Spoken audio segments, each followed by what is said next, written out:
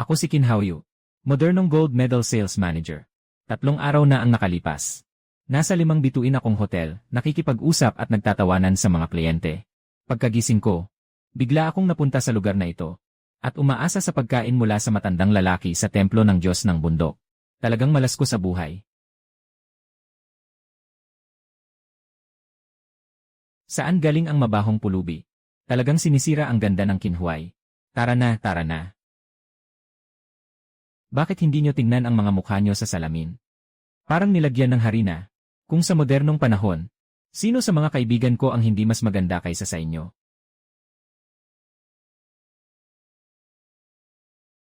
Hahaha. Bihira ang ganitong kasiyahan sa araw na ito. Kapatid Liu, bakit hindi tayo sumulat ng tula? Upang purihin ang magandang tanawin ng Qinhuai. Napakaganda, napakaganda. Kapatid Liu, napakatalino mo. Ako ang mauuna. 2 gansa sa dalampasigan. Nagmamadaling bumagsak sa ilog. Huliin ang gansa para mapuno ang tiyan. Pagkatapos kumain, uwi na para makasama ang asawa. Hahaha. Talaga namang napakasarap pakinggan. Sino itong matalino? Mabilis, sumakay na sa bangka.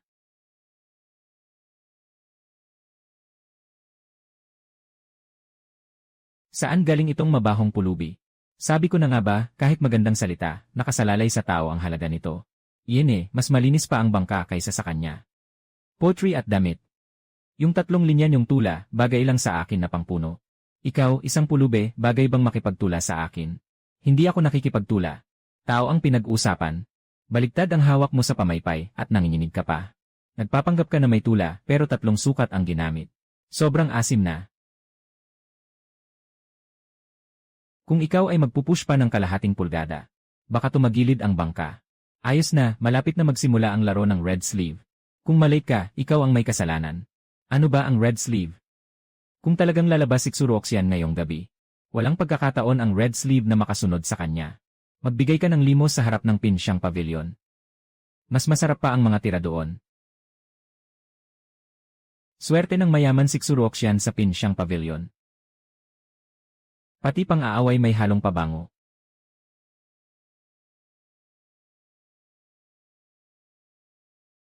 Hey, huwag kang kumilos, kaibigan lang tayo. Bakit parang galing ka sa libingan ang mga kamay mo? Hehehe, malamig kasi. Ginoo, ikaw. Nakikita ko nakahanga-hanga ang iyong mga buto. Mabuning langit. Mata na puno ng masamang espiritu, ire. Ang liwanag sa mata ay isang talento na bihira makakita ng isang tao sa isang siglo. Haha, Ginoo. Yung ganitong paraan ng panlilinlang dito sa amin. Pwede lang pangloko sa matatandang lalaki at babae na bumili ng itlog. 10 tanso, 1 piraso. Ngayon ay may koneksyon tayo. Bigyan kita ng diskwento. Ito ay hindi lihim na pakete. Ito ay para sa akin na. Putulin ang lahi. Bata, talagang makakapagpabago sa iyo ay nandito, ang kayamanan ng tao. Sa Jinling, ang tula ay panlabas na anyo. Ang pakikisama ang tunay na sandata, sino ang mas nakakaintindi sa tao at lipunan? Siyang mas mataas ang katayuan. Kung hindi marunong makisama, kahit gaano kataas ang talino, ikaw ay magiging pangangat sa iba. Ngayon, bibigyan kita ng kaalaman. Tungkol sa antas ng pakikisama sa mundo. Ang nasa ibaba ay walang pakialam sa tao. Walang magbibigay ng mangkok kahit mamatay sa gutom. Ganito na ako ngayon. Yung nasa gitna, tatawag na. Ang iba ay may dala ng kapakinabangan para humingi sa'yo. At yung nasa itaas, guro ng utang na loob. Ang hari na yon. Ibig sabihin, hindi ba't ang emperador nyo ang may pinakamalakas na kamao? Pinakamagaling makitungo sa tao. Pinakamahusay makaalam kung kailan magpapakita ng paggalang. Kailan naman magpapakita ng galit. Kailan naman mapapayag ang iba na magtrabaho para sa kanya ng kusa. Medyo interesting na ito. Matibay ang mukha, mabilis magsalita. Pero ngayon, wala nang pakialam sa pakikitungo sa tao. Pero may potensyal ka. Kung magbubukas ang bibig mo, makakakain ka ng tao. Sige, kukunin ko ang librong ito. Magkano? 5 tanso ang orihinal na presyo. Paalam. 4. 4 ang kukunin. 3, hindi na pwedeng bawasan pa. Wala akong kahit isa. Kahit walang pera, ang bilis mag-abot. Ipinapakita nito na mabilis akong tumanggap ng bagong mga patakaran. Yuha! Kahit ganito na ang sitwasyon, matapang pang mang-abala. may potensyal na maging tuso.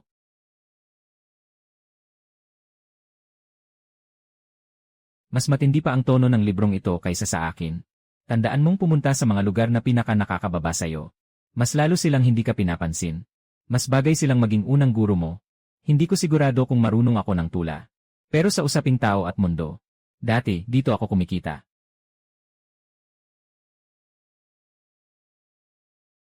Interesting itong taong ito.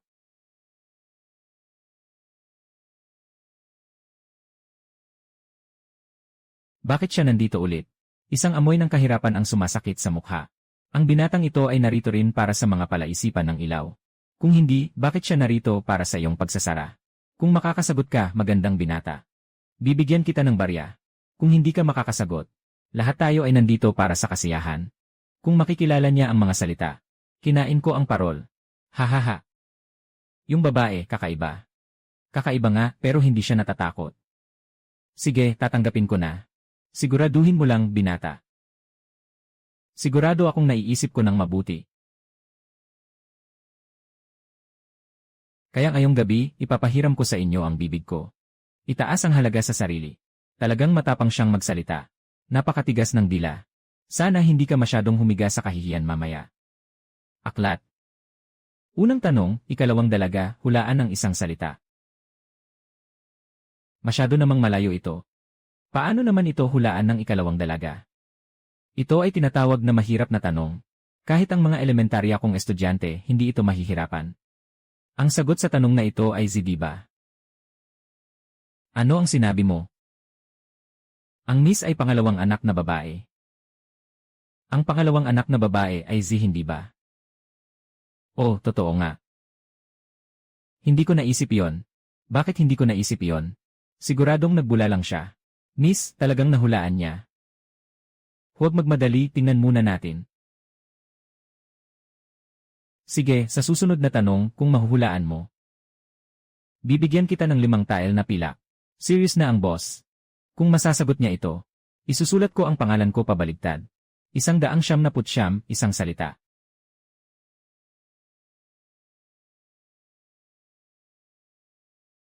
Sarili. Ano? Bawasan ng isa ang 100, hindi ba't puti na yon? Boss, hindi mo naman maaring ipasa ito na 5 liyang, di ba? Tama. Ang bilis naman nito. Siguradong nakita na niya ito dati. Magandang araw, Ginoo. Siyempre, napahanga ako. Sa wakas, nakakita na ako ng totoong pera. Sa gabing ito, hindi ako magugutom. Naku, masyado kang magalang. Swerte lang talaga. Basta't huwag mo na akong ituring na pulubi sa kalsada. Hahaha. Ibon, sundan mo siya. Ginoo, talagang interesado ka sa kanya. Huwag nang magsalita pa. Ginoo, sandali lang. Lalaking si Zhu, ngayon lang ako nakakita ng ganito. Kung sakaling kailangan mo ang tulong ko sa hinaharap, huwag mag-atubiling sabihin lang. Saan pumunta ang binata na iyon ng boss? Yung binata na iyon, pumunta siya sa tula na platform. Miss, pumunta siya sa tula na platform. Marunong din siyang gumawa ng tula. Bakit hindi tayo pumunta at tingnan? Tara. Huminto ka, dito ay para sa binata. Lugar kung saan nagbabasa ng tula ang mga dalaga. Hindi ito para sa tulad mo. Bakit sila makakapasok? Ako hindi. Dahil sa suot mong damit. Marunong ka ring magtula. Haha. Nagtutugma ang mga ilaw sa palaisipan. Akala mo ba'y isa kang henyo? Kung marunong siyang gumawa ng tula, magsusulit na ako para sa pinakamagandang babae. Hindi ba tula lang naman yan? Marunong din ako. Hahaha. Kahit ang mga pasaway ay marunong gumawa ng tula.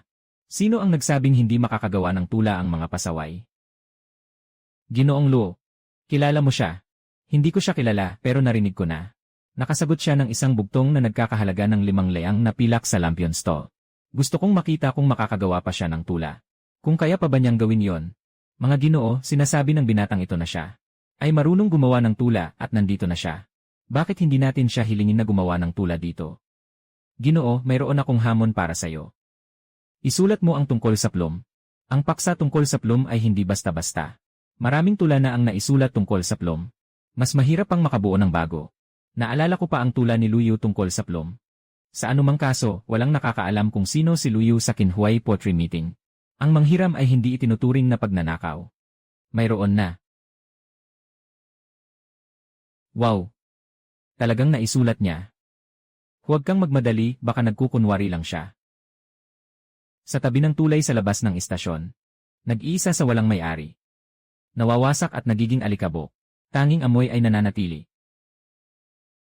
Ang magandang tula ay talagang kahanga-hanga. Paano ito posible? Natapos na.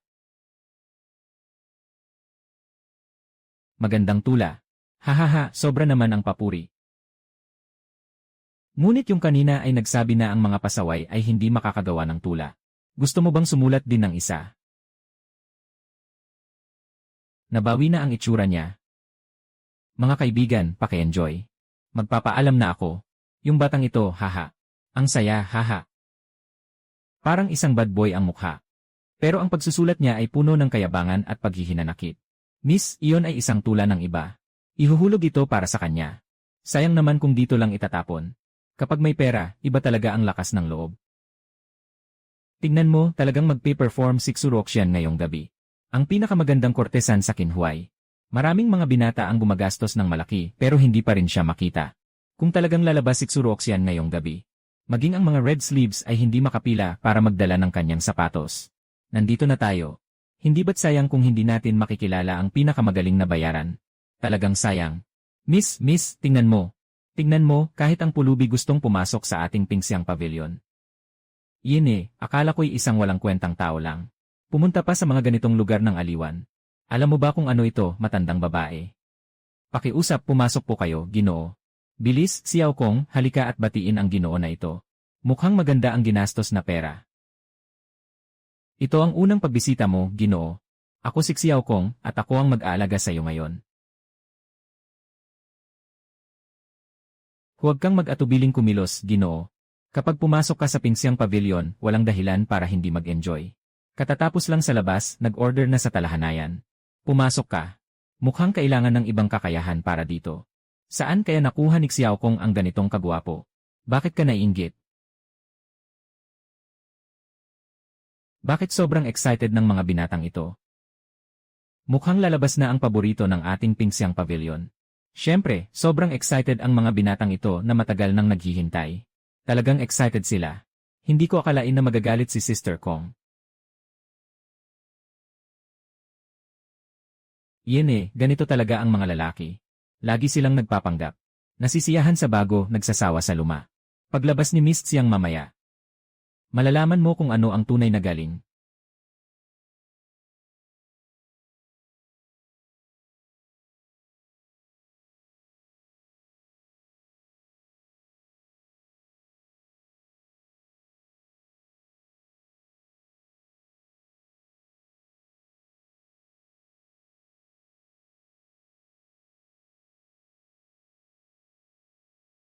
Paglabas niya, lahat ng tao ay walang ibang tinitingnan. Lene. Huwag magalit, Ginoo. Ako'y simpleng. Nagnanais na sumikat.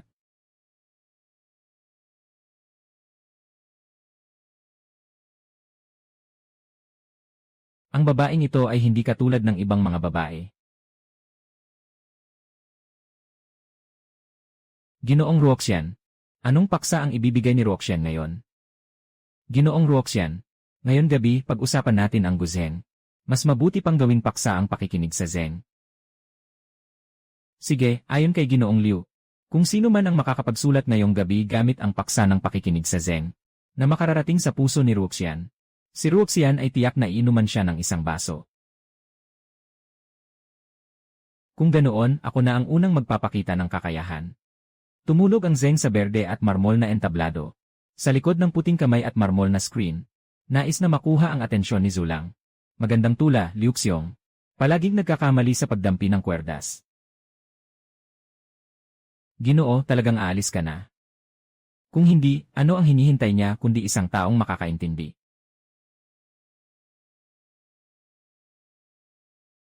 Ikaw na naman. May tula rin ang Ginoong ito. Ako po si Qin Haoyu, may tula ako. Ngunit kumpara sa pagsusulat ng Zeng, mas gusto kong isulat ang taong tumutugtog ng Zeng. Hilahin ang kwerdas, pabilisin ang mga haligi, pakinggan ang makalangit na Zeng. Walang hanggan ang mga daing ng mga kin. Parang hinahabol ng hangin ng tagsibol ang anyo ng mga willow. Tulad ng mga ibon na umaawit, nakikilala ang damdamin ng mga bulaklak. Saan kaya ang nag-iisang liwanag ng lampara sa gabi ng kalungkutan? Saan kaya ang walang laman na gusali na nag-iisip sa liwanag ng buwan? Mas malalim pa ang paghihiwalay na damdamin. Sa timog ng Yangtze, sa luyang na lungsod. Ikaw. Mas matindi ito kaysa kay Liuxing. Hindi niya pinupuri si Ruxian. Nagsasalita siya para sa kanya. Prinsipe Qin. Yung kantang kanina, hindi ito isinulat para kay Zeng. Lene. Ni hindi ko rin talaga narinig ang kwerdas. Pwede bang magtipon tayo sa taas, Ginoo Qin? Sa ganang akin, mas magalang na sundin ang imbitasyon. Ginoo Qin, kayo po.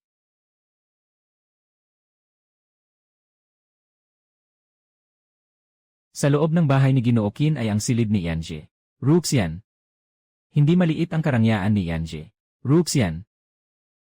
Karapat-dapat ang Ginoo Yanjie. Laging alalahanin ang hapon sa pampang ng maliit na ilog. Nabibighani hanggang sa hindi alam ang daan pauwi. Sa dapit hapon, hindi na masyadong malayo ang daan ngayon. Kahit si Li Qingzhao ay nakasabit dito, ngayon. Yung babae na ito, hindi talaga kasabay ng mga nakangiting tao sa ibaba. Hindi talaga sila magkapareho. Pakikipaglaban sa paglalayag. Sa pakikipaglaban sa paglalayag, nagigising ang isang grupo ng mga ibon sa dagat. Gusto mo rin itong kantang ito? Gusto. Mas hindi ko akalain na ilalagay mo siya dito. Yung mga tao sa ibaba gusto manood ng gulo. Gusto nilang pakinggan ako kumanta. Pero may mga salita na mas bagay ilagay sa tahimik na lugar. Sinasabi mo yan. Parang hindi ka tao sa isang lugar ng libog at gulo. Hindi tulad ni Prinsipe Qin na nakatuon lang sa maganda at magandang panlabas na anyo.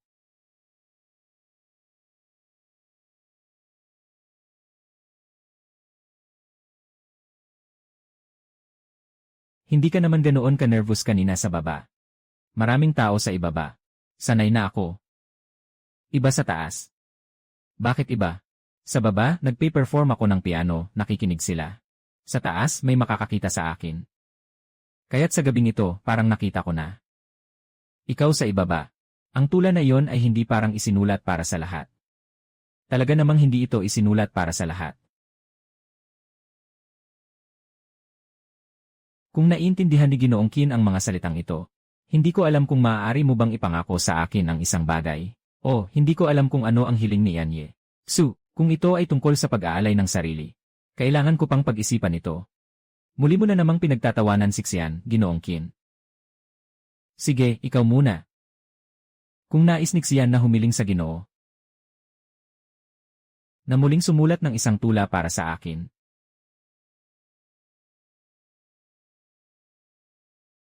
Siyempre, makakasulat ako. Ngunit hindi ako gumagawa ng negosyo na walang kita.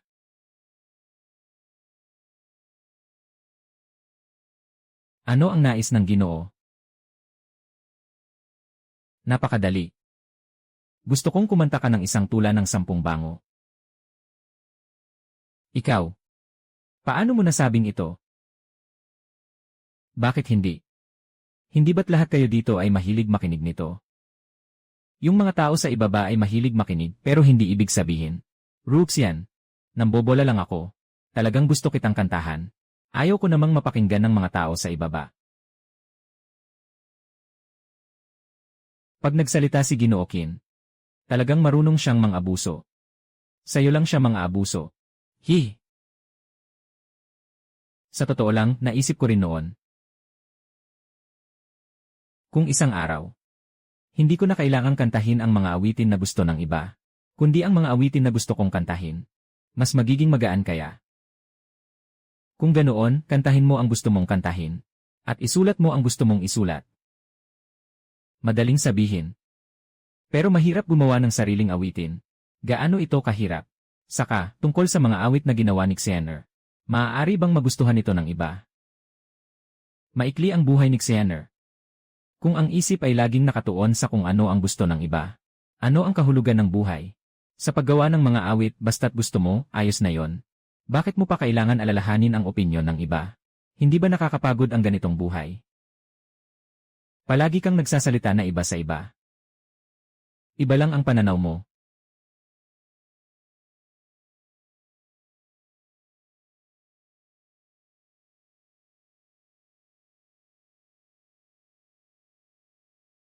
Huli na, Prinsip Qin, aalis na tayo.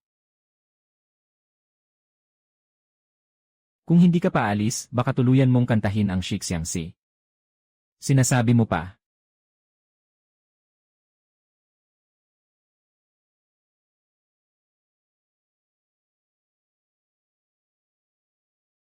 Sa susunod, babalik ka pa ba? Hahaha, babalik. Kailangan kong alalahanin ang 10 salitang utang mo sa akin. Sige, maghihintay ako sa'yo.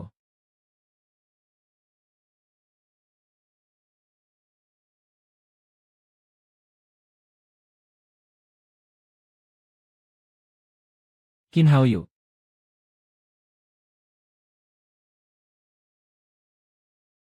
Ay naku, parang mababali na ang buto ng puwit ko. Buti na lang maraming laman, wala namang masyadong nangyari. Lolo, bakit hindi ka pa natutulog? Bakit, gusto mo bang matulog na ako ng tuluyan? Xiaoyu ba? Bakit wala kang kahit kaunting progreso sa kakayahan mong umakyat sa pader? Lolo, gusto ko sanang sumali sa audition ng Lin Mansion na walang pakialam sa tao. Audition na walang pakialam sa tao. Mali si Lolo, hindi kita dapat pinagsabihan. Pero bakit bigla kang nagbago ng isip pagkatapos ng isang araw? Hindi ko ito ginagawa para sa katanyagan. Ginagawa ko ito para sa isang babae. Ayos. Mamatay para sa babae, mamatay para sa babae. Pumunta para sa pagsusulit ng babae. Walang kaalaman sa tao. Hindi alam kung anong pamilya ang dalaga. Siya ang pangunahing bituin ng Pingxiang Pavilion, Sixuroxian. Magandang kortesan. Nagmamahal sa iba, ngunit hindi makapagmahal. Sinasamba ko kayo, matanda. Ginoong matanda. Sumasang-ayon kayo sa akin. Noong araw, ako rin ay nakipaglaban sa larangan ng pag-ibig. Walang talo. Maraming magagandang pangalan ang naiwan.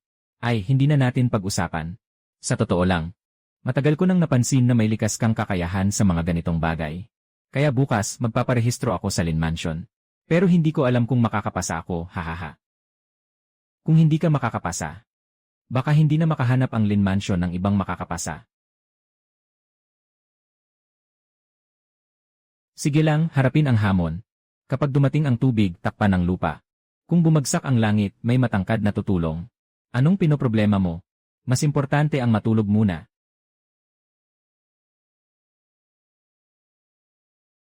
Kapatid, pupunta ka rin sa casting sa Lin Residence. Ako si Muyin. Ang suot ni Qin Haoyu, ang ganda. Para sa kinabukasan o para sa maganda?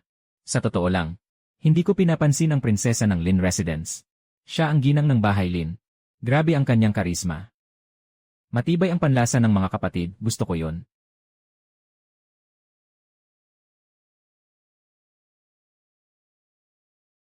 Hindi ito isang pa-qualify lang.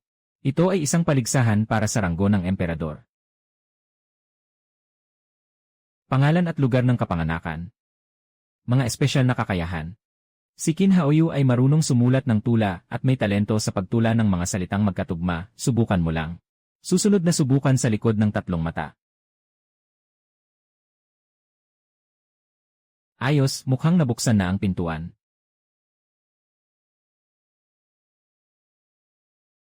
Ginoo, yung kakaibang tao na sumulat ng magandang tula para kay Yongmei ay nagparehistro sa Lin Mansion. Isang palaboy na mahilig sa mga aliwan. Nakangahas pang pumasok sa Lin Mansion. Kung ganon, ipapalayas ko siya ng tagapangasiwa ng Lin Mansion. Huminto ka. Ang mga tao sa bahay ni Lin ay pinapasan sa kanilang kakayahan. Kung wala siyang tunay na kakayahan, hayaan siyang mapahiya sa harap ng mga nag-interview. Hehe, Kuya Qin.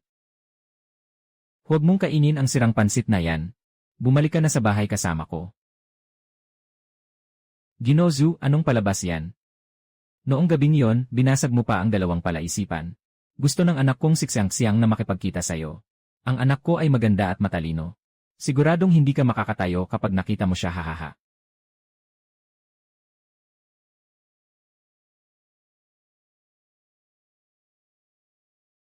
Tatay, sino ang dumating? Talagang puno ng sorpresa ang lungsod ng Jinling. Ito ang bunso kong si Zhu Qinghe. Palayaw niya ay Xiangxiang. Xiangxiang. Ito ang prinsipe Qin na 2 beses nang nakabali ng iyong mga palaisipan. Kaya hindi nakapagtataka na pinuri ni Kuya Zhu siya buong daan. Maganda ang pangalan, mas amoy pa ang tao. Bakit ka ganito kababa ang pag-isip? Mukha kang hindi marunong magbasa. Parang hindi magkapareho ang itsura. Maaari ka bang makipagkumpetensya sa akin sa 2 taludtod? Iba ang usapan niyan. May pag-aalinlangan ka ba? Tula tungkol sa pluma at buwan. Satsaa, ulan ng tagsibol. Sa piling ng bisita, may larawan sa larawan. Sa labas ng gusali, tanawin ng bundok. Ang tubig ay dumadaloy sa tabi ng bato, malamig.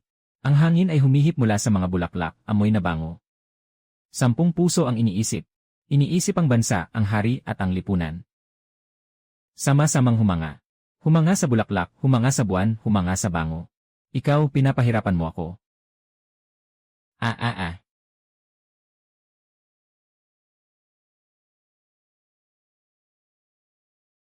Nadapa ako sa tuhod. Kuya Zhu, kuha ka ng gunting at gamot.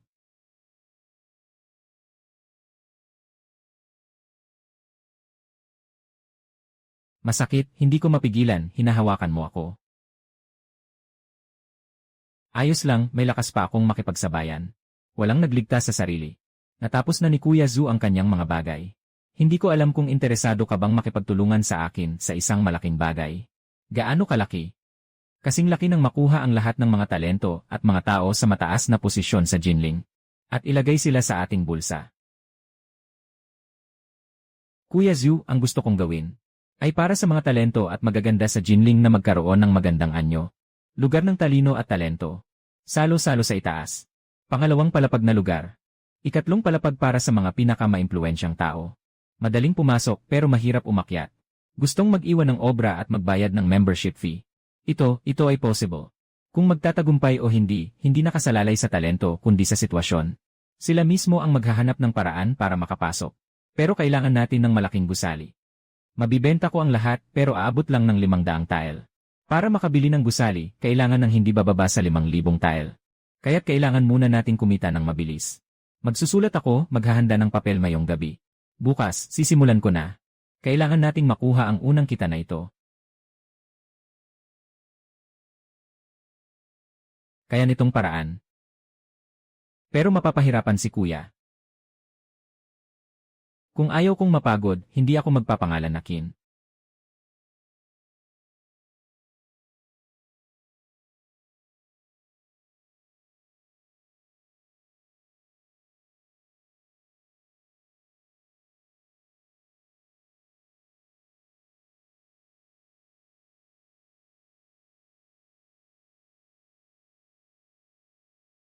Kuya, umupo ka dito. Ayos, magaling ang kamay mo, Xiangxiang. Kakatapos lang naming matutunan ang message para mag-relax ng mga kalamnan. Huwag lang puro sa akin. Hindi pa gumagaling ang sugat sa binti mo. Mag-ingat ka sa iyong kalusugan. Kung dumaan ka, huwag palampasin. Isang gabi, lihim na koleksyon ng mga tula ng Jiangnan. Mga tula ng bulaklak, tula ng damdamin, pangungulila. Ngayon, 500 kopya lamang ang ilalabas. Kapag naubos, wala nang reprint, mag-umpisa na. Ang tula na ito ay napakaganda. Ang tula na ito ay napakaganda, mag-umpisa na. Ang tula na ito ay talagang kahanga-hanga. Bigyan mo ako ng 1 kopya. Gusto ko ang aklat ng mga tula ng pag-ibig. Magdadagdag ako ng presyo. Mahigit 2,000, Kuya Qin. Nagnanakaw ka na dito. Ito ay para ipilit silang magbigay ng pera. Napakahigpit ng pagsusuri sa Lin Mansion. Narinig ko may isang tao na ang pangalan ay Qin Haoyu. Na binanggit ng 3 beses pero wala namang dumating. Diretso siyang tinanggal. Nasira ang pagsusuri ng Linfu, nagkamali ng daan. Nandoon ang Linfu.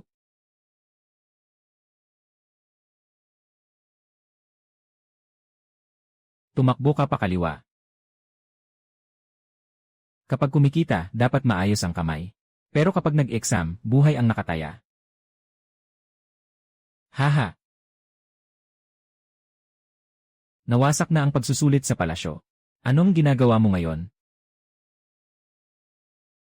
Hindi ko alam kung ano ang posisyon nitong kuya na ito sa bahay ni Lin. Sasabihin ko na lang na siya ang deputy na responsable sa bahay ni Lin. Ah, kaya pala siya ang deputy ni Lin. Pasensya na, naiintindihan ko na. Lene. Ano ang pangalan mo? Qin Haoyu. Ay Qin Gongzi. Pakiusap, pumasok ka. Hindi ko kayang tanggapin ang perang ito. Hindi dahil sa mataas ang aking katayuan. May ibang taong nagbigay daan para sa akin. Nasa akin ang mataas na kapangyarihan. Parang isang tigre ang tapang mo. May amoy kang bastos. Nakabukas ang damit mo. Ipapakita ang kalahati ng dibdib mo.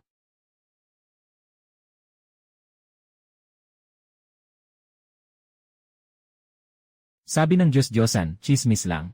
Magbigay ng isang kasabihan. Hindi pangkaraniwan. Bakit siya ganoon kasimple? Ang huling sigaw ng eunuch ay huwag mong pumatay, huwag mong pumatay.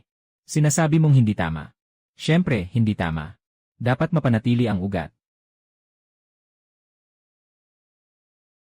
Kung nakapasok dito, mag-isip ka ng isang tula. Dapat espesyal. Dapat espesyal. Narito ang isang bagay na nakakagulat para sa inyo. Ang dagat ay puno ng tubig. Ang mga kabayo ay may 4 na paa. Oh, ganda mo, ang ganda mo. May bibig sa ilalim ng ilong. Umiiyak ako para sa'yo, tumatawa para sa'yo. Nag-aalala para sa'yo, maganda para sa'yo, walang pagsisisi. Sapat na ba ang pagiging espesyal na katatanda? Sobra pa sa sapat. Talagang namumukod tangi. Naku, sobra naman ang papuri mo. Slightly lang akong matigas ang mukha. Medyo matapang lang ako. Marami lang akong ideya. Medyo gwapo lang ako. Medyo marami lang akong talento. Ibang karanasan. Ngunit hindi kasing galing ng 3 nakatatandang. Ayos. Matibay ang loob at may tapang. Lahat ay mahusay. Namumukod tangi. Huling hakbang. Pirmahan ang kontrata. Nagpirma ng thumbprint. Ikaw ang tao ng Lin pamilya. Pwedeng pumirma pero kailangan ako mismo ang magsulat. Susunod ako sa mga patakaran. Pero ang aking buhay ay kailangang nakasulat sa aking sariling kamay. Itataas ang bagay, haha. Itataas ang bagay, haha. Itataas ang bagay. Parang batang maliit na tulad mo, pwedeng magdulot ng malaking gulo. Yung may-ari ng bahay na yon, si Qin Haoyu ay nakapasa na. Ito ang tula na isinulat niya sa exam.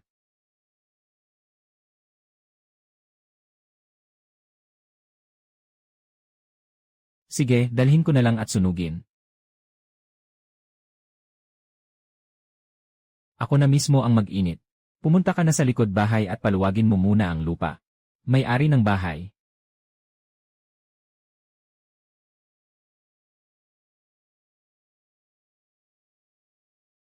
Pumasok na ako sa bahay ng Lin. Kakaumpisa pa lang ng larong ito. May nangyari. Kakatapos lang ibenta kaninang umaga. May mga tao na sa kalye na kumukopya nito sa hapon. Baka masira ang presyo natin. Lahat ay mababasag. Kaya huwag nating bigyan sila ng oras para habulin ito. Isang beses lang magbenta ng isang klase ng booklet. Pag nabenta na, agad palitan. Bawat batch may bagong nilalaman. Para malaman ng mga bibili na kami lang ang may pinakabagong. Magaling ka, Ginoo. Hindi lang mapula ang mukha nitong batang babae. Matalino rin talaga. Sundin lang ang sabi ni Xiang Xiang. Hindi titigil ang libro, hindi titigil ang trabaho. Hayaan silang maglakad sa likod natin, mag-aabang ng alikabok. Yung bagong pasok na kawani sa ibaba, pumunta sa kabila. Sino man ang gustong pumasok sa pinto, sige lang. Ayokong pumasok, ha? Lahat ng bagong pasok kailangang dumaan dyan para makipagsabutan. Ang paunahing pinto ay para sa tao. Sino man ang hindi makontento? Lumabas ka na ngayon. Bakit ngayon lang siya dumating? Qin Haoyu. Kapatid Qin, sikat ka na ngayon. Nangahas na baguhin ang kontrata ng mga taga-suri. Walang katulad yan. Narito na si Qiuxiang. Ito ang kilalang si Ate Qiuxiang. Medyo interesante. Narito ang ginang. Maligayang pagdating sa lahat sa Lin Mansion. Sa hinaharap, umaasa kami sa inyong lahat para sa pag-unlad ng Lin Mansion. Sinasabing siya ay mahigit sa 40. Ngunit mukhang nasa mahigit 30 taon pa lamang. Ang guro ay hindi pa nagpakita sa loob ng 5 taon. Malalim ang tubig sa bahay na ito. Punasan ang laway. Nakakahiya. Hey, anong ginagawa nyo? Qin Haoyu, nangahas kang sumilip. Sige na. Hindi ako yon. Qin Haoyu, ikaw na makasalanan. Si Ate Kyuxiang ang binigay sa'yo. Huwag mong kalimutang pumunta. Kakakilala pa lang natin isang araw, niyaya na ako. Sige, pumunta na tayo. Para bang kakainin niya ako, hindi ba?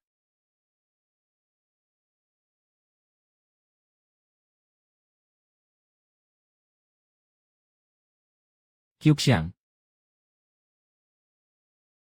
Tinawag mo pa ang tao para magpaswerte. Sobrang taas ng ugali niya. Ikaw nga si Qin Haoyu. Ikaw ang nagpadala ng sulat. Ikaw din ang nag-imbita sa tao. Bakit ka pa nagtatanong sa akin? Akala ko, ikaw si Qin Haoyu. Isang tunay na lalaking matatag. Pero hindi ko alam na ikaw rin pala ay ganoong kahiya-hiya at marumi. Hoy babae, dapat may ebidensya sa sinasabi mo. Anong karapatan mong basta na lang mang-insulto? Lene, bakit ako mang-insulto ng walang dahilan? Hindi lang kita inaaway. Sinasaktan pa kita. Ikaw.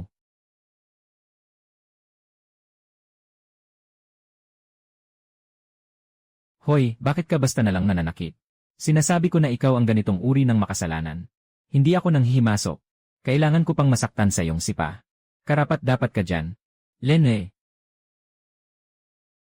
Bitawan mo ako. Huwag kang gumalaw. Ikaw walang hiya, mamatay ka. His! Asong galit ka. Bibigyan mo ba ako? Hindi. Kapag pinakawalan kita, lalo mo akong sisisirin. Lene. Ano bang nagawa ko sa'yo? Gusto mo bang ipapatay ako? Ikaw na masamang tao. Alam mo kung ano ang ginagawa mo. Huwag kang magpanggap dito. Ate Kyuxiang, nasaan ka? Bumitiw ka na. May tao na dumarating. Tiyakin mong hindi ka gagalaw. Nakakabahala. Nasaan ang tao? Qin Haoyu, sa gabing ito, isusumbong ko sa iyo ang utang na ito balang araw.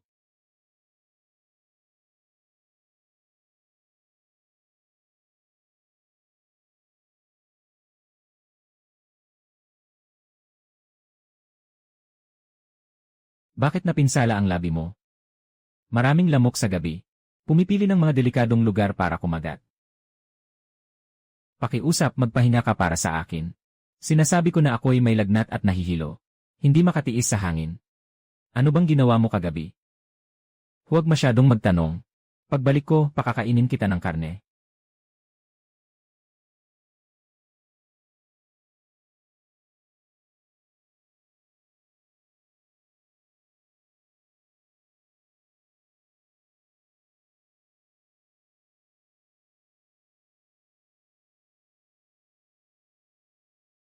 Mga kapatid, hanapin niyo yung apelyidong Qin.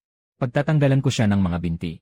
Tignan natin kung magkakaroon pa siya ng lakas ng loob na mangbuli sa atin, Ate Kyuxiang.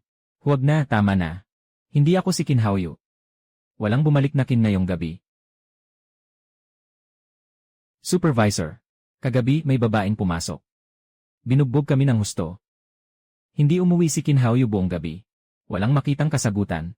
Ilagay muna ang bagay na ito sa tabi.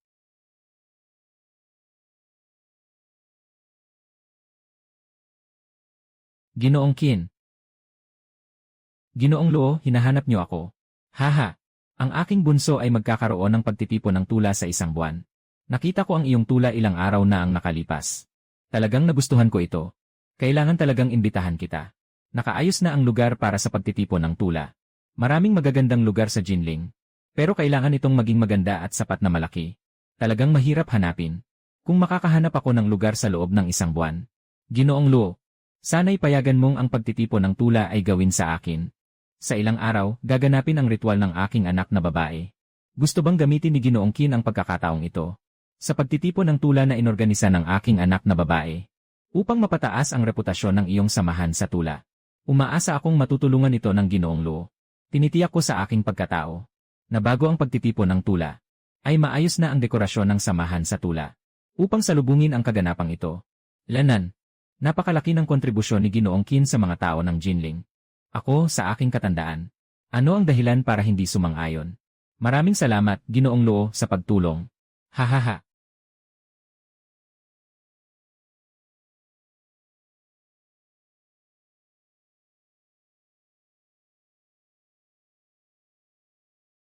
Anong nangyari? Malaking balita. Isang buwan mula ngayon. Magkakaroon ng paligsahan sa tula ang pamilya Luo. Ay!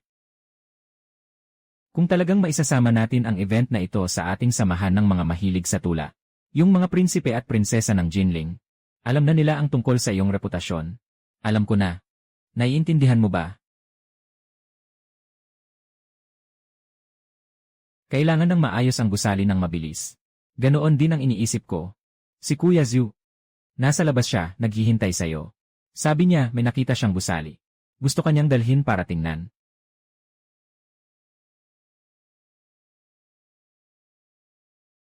Hintayin mo akong bumalik na may gusali. Ito na. Hindi ito basta bumili ng isang gusali. Ito ay bumili ng kalahating kalye ng gusali. Nagsimula ang boss sa 8,000 tile. Kahit anong gawin ko, hindi ko ito naibaba. Mahal ang 8,000 tile para sa isang gusali. Pero makakabili ka ng isang shishihui. Kumakain ng reputasyon at ng daloy ng tao sa Qinhuai. Hindi naman masyadong mahal. Ginoong Wu. Ito ang sinasabi kong si Ginoong Qin. Ginoong Qin. Ano sa tingin mo sa lugar na ito? Magandang lugar. Gumagawa ako dito ng 7 taon. Ngayon, nagbebenta ako hindi dahil sa hindi ito maganda. Dahil tumanda na ako. Ang ibang tao, kapag bumibili ng bahay, tinitingnan lang ang mga mesa at upuan. Pero para sa akin, hindi ito bahay, ito ay buhay.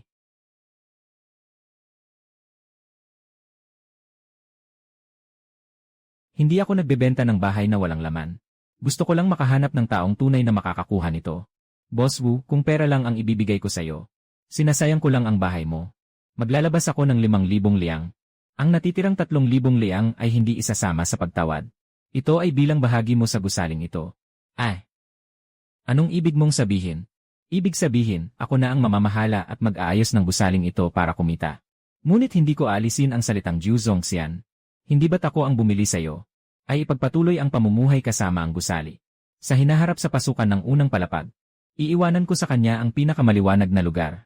Ang unang makikita ng papasok ay ang alak na diyosa. Bago makita ang bagong karatula. Ang gusaling ito, ibinenta ko sa'yo. Naging matagumpay ba? Naging katatawanan na naman. 5,000 leang para sa gusali. Kasama pa ang puso ni Boss Wu na nakuha na rin. Nakuha na ang gusali. At dito magsisimula ang tunay na paggasta ng pera. Kaya sulit na sinang-ayunan mo si Boss Wu. Kailangan mong ayusin ang gusali ng maayos. Huwag kang mag-alala, gagamitin ko ito para sa Poetry Club. Gamitin mo ito para makakuha ng magandang kinabukasan. Anong nangyayari dito? Bakit ka pa nagtatanong? Kagabi, isang grupo ng mga babae na may takip na mukha ang pumasok. Sino man ang makita, sinaktan. Babae. At hinahanap pa ang apelyido na Qin. Sabi, kapag nahanap, puputulin ang mga binti.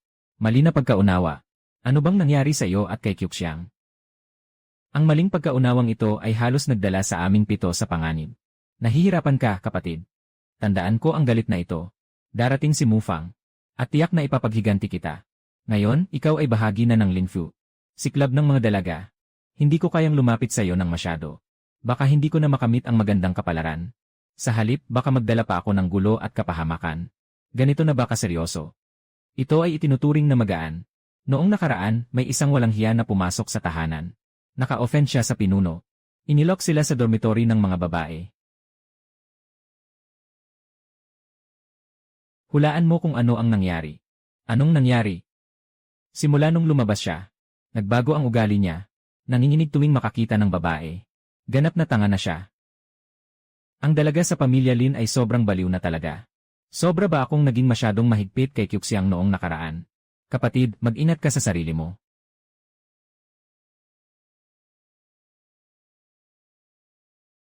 Ginoo, hindi ko alam ang iyong pangalan.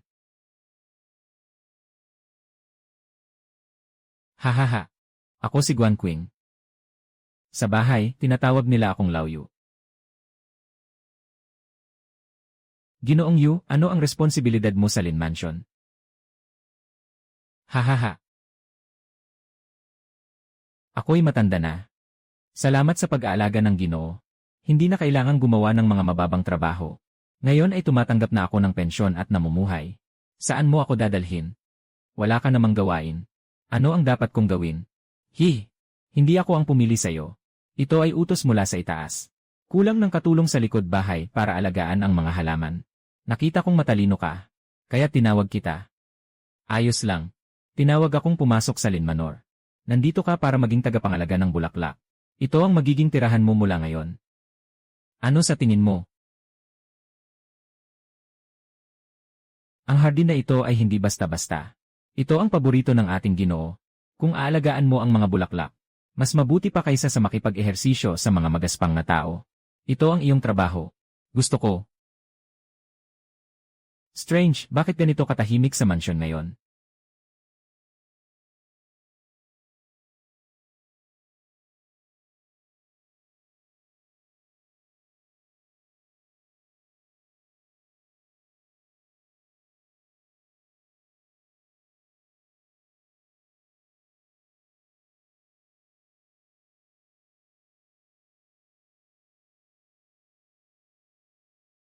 Kung maipapahiram ang lakas ng mga bulaklak ng tagsibol, lahat ng panahon ay magbubukas. Ito ang tinatawag na eksena.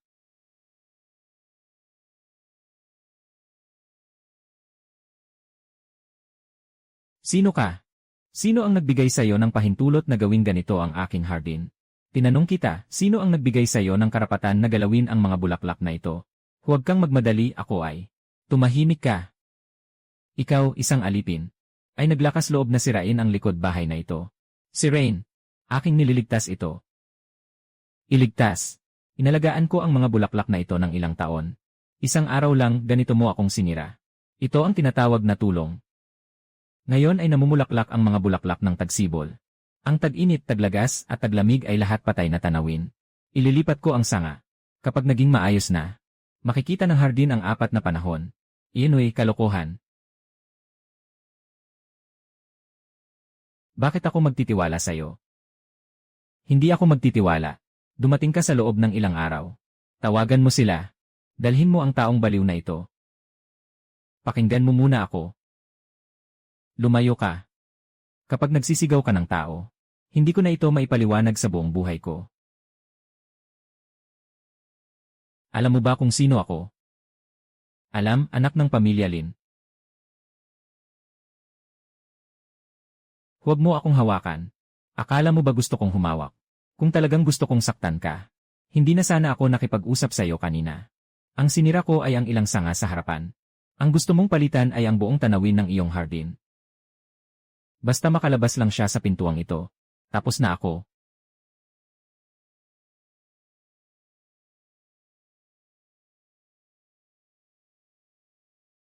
Tumigil ka. Bitawan mo ako, bitawan. Bitawan mo ako, bitawan. Bitawan mo ako, bitawan.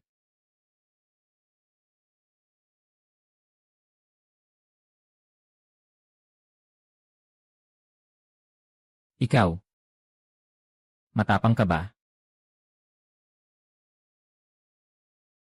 Ikaw. Hinding-hindi ka dapat manakit sa akin. Ako ang gagawin. Ikaw na hindi nakikinig sa tao, prinsesa. Sasabihin ko sa mga magulang ko. Ipapadala kita sa korte. Bukod sa pagpapadala sa korte, may iba pa bang paraan? Kung talagang masama ang loob ko, bakit ko kailangang pigilan ka kanina para magpaliwanag?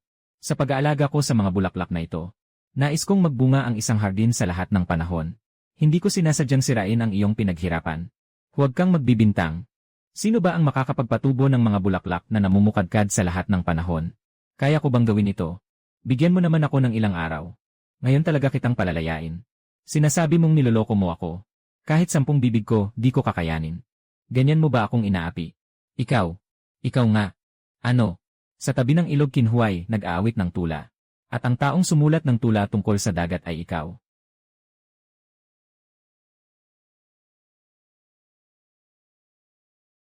Nakatanggap ng suntok at pang-aabuso. Kaya't kayang tiisin ng hindi nagagalit. Itong dalagang ito, hindi naman pala kasing mayabang ng iniisip ko.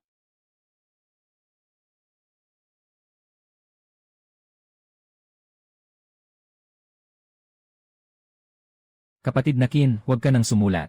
May malaking nangyayari sa bahay ng Lin. Anong nangyari? Dinala ng ikawalong prinsipe ang mga sundalo at pinagdikit ang pinto. Nagsimula ng magulo sa labas. May mga tao nang tumatakbo palabas sa likod. Ipaliwanag mo ng maayos. Narinig ko na hindi siya nandito para makipag-usap.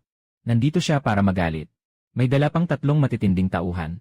Isang hari ng mga pares. Isang kaluluwa ng tula. Isang puting mukha ng iskolar. Kaya natin umalis ngayon, may oras pa. Ngayon, gulo na ang Lin Manor. Ano ang halaga ng pagtakas ko sa oras na ito? Pero sa labas, may mga sundalo. Hindi naman ang mga sundalo ay para sa atin. Kung sakaling makapasok sila ngayon, at masira ang bahay ng Lin, bukas, kahit saan tayo magpunta, buhay aso pa rin tayo. Tara na. Tignan natin kung ano talaga ang balak ng 8 prinsipe. Kung paano niya gustong maglaro. Kung hindi tayo tatakbo, talagang wala na tayong buhay. Pinuno ng 8, pinuno na ang harapang pinto. Kapatid Qin, kung talagang susugod ka, wala na tayong daang pabalik. Mula nang sumama ka. Wala na talagang daang pabalik. Hintayin mo ako. Kapatid Qin, sasama rin ako.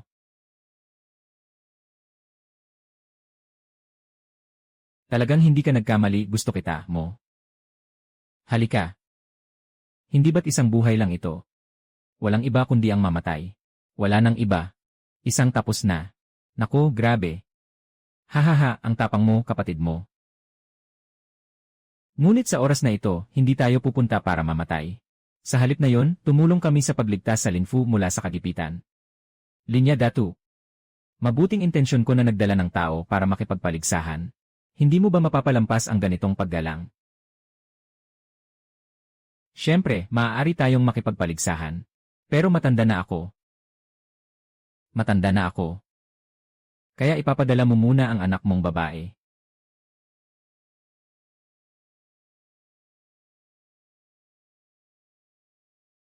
Miss Lin, pakiusap. Magbigay ng tanong. Sa ilalim ng bundok at bato, ang matandang puno ay tuyo. Ang punong ito ay panggatong. Sa loob ng tent, maganda ang babae. Mas maganda ang dalaga. Ang maliit na babae ay may malaking kakayahan, ngunit maliit na gamit. Tumingin sa malalaking bagay. Walang anuman, huwag palakihin ang bagay na maliit. Masyadong maliit ang isip. CJ. Hindi ko akalain na ang anak na babae ng Lin ay may ganitong talino. Humahanga ako, humahanga. Kanina ay pang-init lamang iyon. Ngayon ay nagsisimula na tayo sa pangunahing paksa. Isang baryo, 2 nayon, 3 guro, hindi nakakaalam ng 4 na aklat at 5 klasikal na sining. Nagmamalaki na nagtuturo sa mga bata. Sobrang tapang. Bakit hindi tama? Walang galang sa akin. Hayaan mong subukan ko. 10 kalye, 9 na sulok, nagtipon ang 8 matatalino. Mabuti sa 7 sining, 6 na batas, at 5 ugnayan. Kaya nilang sanayin ang 3, 2, at 1 bata. Sangkatauhan ng mundo. Sino ka? Ako si Qin Haoyu. Haoyu, dumating ka sa tamang oras. Ako ang pinakamagaling na estudyante sa 8 lalawigan at isang general na tagapayo. Tinatawag akong hari ng mga taga-media. Hindi ko alam kung sino ka. Nakapag-aral ako ng 2 taon. Isang ligaw na anak ng kalye na nakahanap ng daan sa mundong ito. Ako si Qin Haoyu. Ayos. Gusto kong makilala ka. CJ. Tinta sa dibdib ng top-notcher. Sigarilyo sa bibig ng pasaway. 4 na aklat at 5 klasikal na teksto. 3 salita, 2 pagsasagawa. Lahat ng aklat. Timog na kamao, hilagang binti. Silangang atake, kanlurang estilo. Bawat atake ay may kaalaman. Malinaw ang dakilang kahalagahan. Upang linisin ang kaharian mula sa mga traidor. Magandang. Pinakamagaling si Haoyu. Talunin mo siya. Nagsasabay ang araw at buwan. Sumisikat ang buwan sa Tianshan. Maliwanag ba, maliwanag ba? Maganda ang mga babae. Magandang babae, dumating sa Hanshui. Bilis, patayin siya, patayin siya. Tanga. Bobo at stammering. Maliit ang isip. Maliit na may maliit na puso, may tatsulok na mata. Ayos lang, ayos lang. Talagang maayos ah. Tunog ng kawayan, tunog ng kampana. Boses ay naririnig. Tanawin ng bundok, tubig, usok at alingas-ngas. Lahat ng kulay ay walang kabuluhan. Sa harap ni Wang, ikaw, siya, at si Wang Wang ay nagbubuni. Maglabas ka na ng pares. Sa harap niya, Wang Wang. Ikaw. Sa ganitong paraan, mukhang ganito. Gusto mong ipasa sa akin ang tanong, Senior Wang. Sige, ikaw na ang magtanong. Halika na. Kunin mo na ang tinta, papel at panulat. Mabilis, huwag ka nang magpapaligoy-ligoy. Mag-ingat ka, baka mapagalitan ko kayo. Senior Wang, magsagot ka na. Hindi mo kaya kahit ang ganitong uri ng tugma. Sundalo ng ikawalong prinsipe. Ano bang meron ako? Yene, hindi mo man lang mahanap ito. Ipinrito kita, Wang Wang. Walang silbi. Ay. Hahaha, ikawalong prinsipe. Hindi naman ganito ang dala mong prinsipe. Yene, huwag kang masyadong mayabang, bata. Ganito ang isang tula. Sino ang makakaalam kung ito'y isinulat mo ng walang saysay? Kung may kakayahan ka, ikaw na lang ang gumawa. Ulap, humaba, humaba, humaba, humaba, humaba, humupa. Hahaha. Magaling ang talento ni Haoyu. Talagang karapat-dapat na tao ng aking Lin na pamilya. Gusto kong itaas ang posisyon mo, Grandmaster. Haha, maraming salamat sa paggalang, Grandmaster. Iyan, anong ikalulungkot niyan? Sa laban na ito, panalo na kayo. Susunod, may isang makata na may espiritu ng tula. Dumating siya upang makipagpaligsahan. Sa iyong panalo, magaling ka. Ang tula ay hindi umaasa sa mabilis na pagsasalita. Magaling din ang swerte. Ako ay isang henyo mula sa 8 lalawigan. Pinakamataas na tao sa mga manunulat.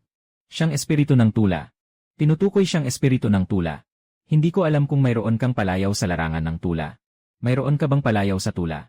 Ako ay isang taong walang tiyak na landas. Guwapo at kakit-akit. Isang makata na puno ng alindog. Tinatawag na Diyos ng tula. Talaga namang napakalaki ng iyong sinasabi. Nangangahas kang tawaging Diyos ng tula. Ngayon, nais kong makita kung sino ka talaga. Bilang Diyos ng tula. Kayong dalawa. Bawat isa ay mag-aawit ng isang tula. Matapos ang una ay magpapahayag.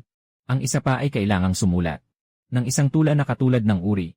Ngayon, magsisimula na ang paligsahan. Ngayon ay gagawa ako ng isang liham ng pamamaalam. Ang tagsibol ay naglalaban-laban sa bango. 5 kulay na lampas sa puti. Nandyan pa rin si Qin sa palasyo. At ang bagong henerasyon ay nandito. May mandaragat sa Jinshui. May tubig sa palasyo ng Han. Bagong bagay ang mga ito. Ay, mga tao sa mundo. Nabubulag sa mga ilusyon at hindi nakakaunawa. Iyan batang yan. Tingnan natin kung makakagawa ka ng mas magandang tula. Ang pag-ibig ay parang nyebe sa langit. Kislap nito ay parang buwan sa ulap. Narinig kong may dalawa kang isip. Kaya't narito ako upang magpasya. Ngayon ay may salu-salo ng alak. Bukas ay tubig sa kanal. Nais ko sanang makuha ang puso ng isang tao. Hindi nagkakalayo ang ulo at katawan. Ang lalaki ay pinahahalagahan ng dangal. Bakit pa kailangan ng pera? Ito ay isang paalam sa tula. Ito ang aking tula. Bakit siya kailangang magpaalam? Sige. Hahaha. Talagang maganda ang tula. Hindi ko inasahan ito. Ang husay mo sa panitikan, bata. Sige na. Palagi akong mahilig sa talento. Pantay ang laban na ito. Bakit? Hindi ka ba sumasang-ayon sa desisyon ko, Ginoong Lin? Gusto mo bang magalit si haring ito? Huwag po kayong magkamali, Prinsipe Walong. Sa ikalawang laro, pantay tayo. Susunod na ay ang ikatlong laro. Kung talo ang templo ni Datu sa ikatlong laro, dali. Gagawin ko pa rin ang galit ko. Maliit na mag-aral. Iangat mo ang espada. Pakita mo kay Lin Taishi ng maayos. Tingnan mo ng mabuti. Mag-ingat ka, Taishi. Kapatid na Suhing, marunong kang mag-martial arts. Sapat na para sa'yo. Kapatid na Suhing, mag-ingat ka sa kanyang posisyon. Yung babaeng ito, parang espada sa kalikasan. Mas parang kutsilyo kapag kumilos. Ngunit ito pa rin ang pinakamatalim na kutsilyo.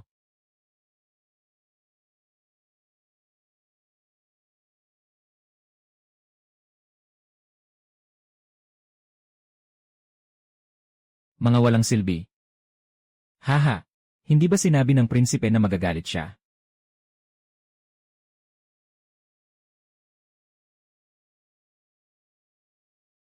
Ito ang galit ng prinsipe.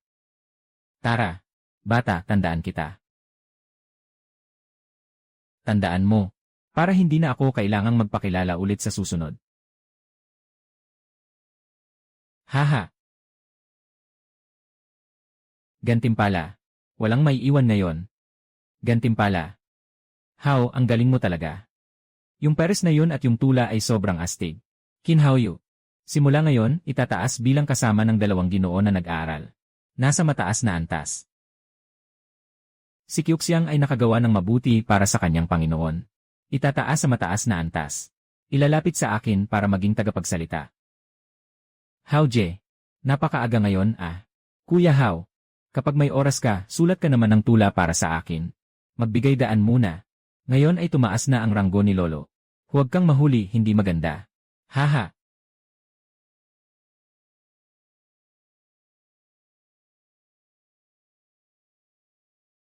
Nakipagkita kay Kuya Hao. Guan-guan Juju. Sa pulo ng ilog. Magandang dilag. Ang Ginoo ay may magandang kapareha. Ate, nakagawa ako ng tula. Mas mabuti pang kopyahin mo ang Shijing.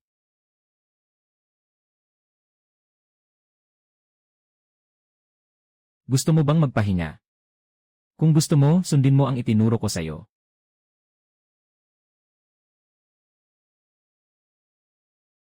Sige, bibigyan ko kayo ng kalahating araw na pahinga ngayon. Hanapin ang inspirasyon. Hehe, Haoji. Pupunta ba tayo sa Qinhui River? Siguradong masaya ang Pingxiang Pavilion ngayon.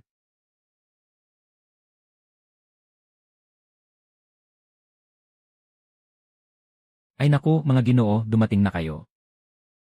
Ipatawag na ng madam ang mga babae dito. Hehe, at si Haoji pa natin. CJ, halika mga dalaga, lumabas na kayo. Hahaha.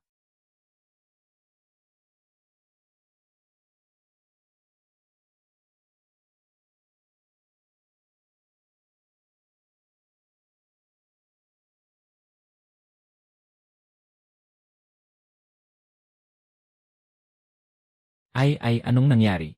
Mahal na mga bisita. Pasensya na kayo. Si Huakui ay hindi maganda ang pakiramdam. Kaya't aalis na siya ngayon. Hindi naman ito hindi maayos. Ano ang ibig sabihin nito? Sinabi ni Huakai. Basta't umakyat si Ginoong Qin sa itaas. Malaki ang posibilidad na gumaling na siya.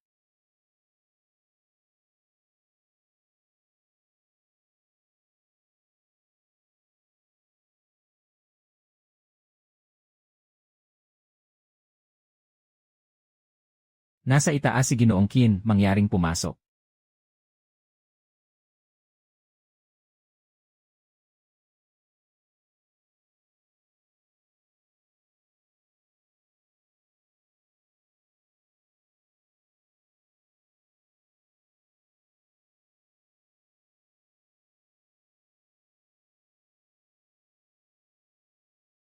Ako po si Qin Haoyu, dumating upang bumisita. Mabilis ang pagdating ni Ginoong Qin. Tinawag ng Huakai. Nagtataka ako kung bakit hindi ako masaya. Talaga bang sinulat mo? Sabihin mo muna kung galit ka pa sa akin ngayon. Masamang tao. Talaga bang sinulat mo? Sabihin mo muna kung galit ka pa sa akin ngayon.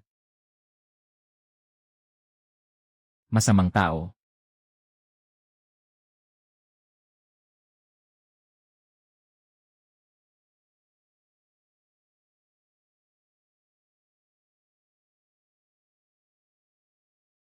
Nagsasalita ng pagnanasa sa dalawang lugar. Seryoso kang sumulat ng tula. Pero sa dulo, kailangan mong masira ito. Kung hindi, paano mo ako tatawaging masamang tao? Sayaner. Kailangan mong makasama ako ngayon. Makakasama sa anong bagay, sumulat ako ng tula ng pangungulila.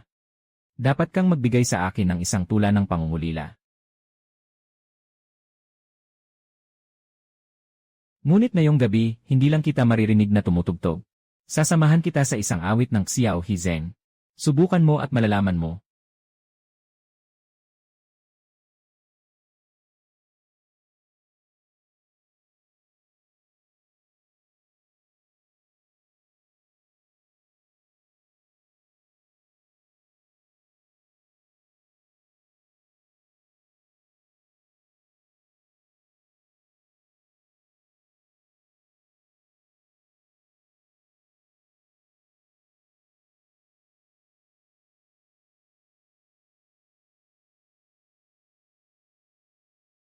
Hindi mo ba sinabi na hindi ka iyak? Sayaner. Sumama ka sa akin. Bibiliin ko ang iyong kalayaan. Anong sinabi mo? Sinasabi ko, totoo ito. Anong ginagawa mo?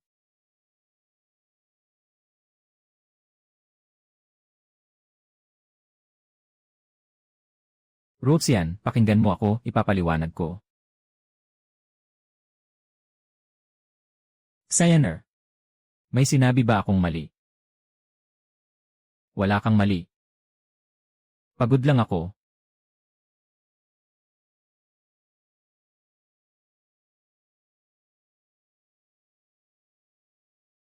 Sayaner, talagang ayaw ko ng pag-usapan pa. Umuwi ka na muna. Okay. Kung ayaw mong magsalita, hindi kita pipilitin.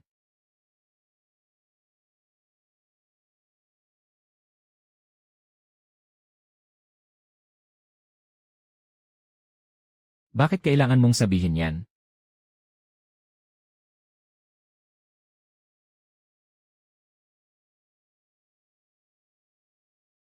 Bro how? Si Xuhuaikun ba ay talagang nahulog na sayo? Dapat mong ituro sa amin ang iyong mga paraan. Gusto kong matutunan. CJ. 3 paraan lang para manligaw. Una. Diretsong lapit. Kung gusto mo, sige na. Huwag kang mag-atubili. Hindi ka pa man makakatayo sa harap niya, takot ka na. Bakit niya paalalahanin ka? Ikalawa. Mata sa paligid. Tainga sa lahat ng direksyon. Sa isang tingin niya.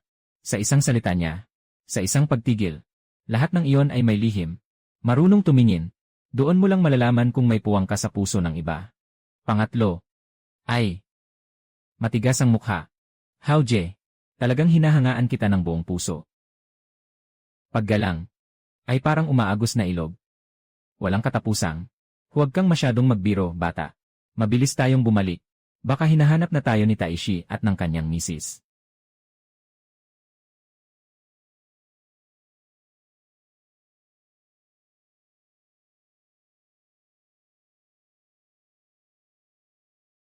Ikaw, ikalawang ate. Tapos na, tapos na, tapos na.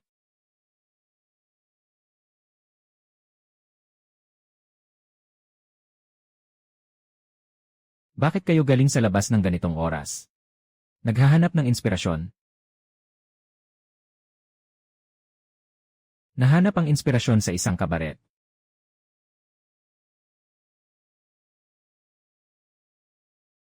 Bilang kasamang tagapayo, dinala sila sa ganoong lugar, at akala nila ay tama sila. Ginoong Miss Lin, bakit ka makikipagtalo pa sa isang alipin? Ang mababa ang katayuan. Palaging may mas maikling pananaw. Mga bagay ng Linfu. Bakit ka makikialam, ikaw na isang estranghero? Ikaw. Ako ay katulong ng Linfu. At isa pa ring tao ng Linfu. Ano ka ba? Nakatayo sa harap ng bahay ng iba at nanginginig ang pamaypay. Akala mo ba ay ikaw ang may-ari? Dahil dumating na si Ginoong Lin, magpapaalam na ako.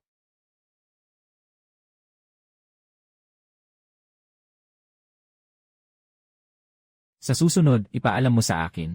Kung dadalhin mo sila sa ganitong lugar. Diretso kong sasabihin sa tatay ko. Ginoo, ang prinsesa. Nasa kanila ang mga paa. Hindi ko sinasabi sa iyo ang tama. Binababalaan kita. At huwag ka na rin masyadong makialam sa sarili mo.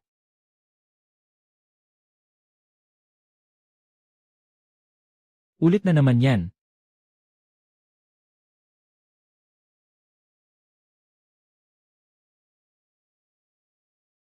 Sino?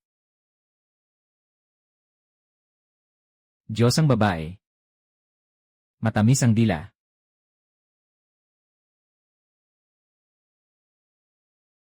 Kuya, mag-usap tayo ng maayos. Hindi na kailangang magalit agad kapag nagkita tayo. Lene. Hindi ba gusto ni Kuya na yumakap sa akin kanina? Gusto nga. Pero sobrang harsh talaga ng paraan ni ate sa pagtanggap ng tao.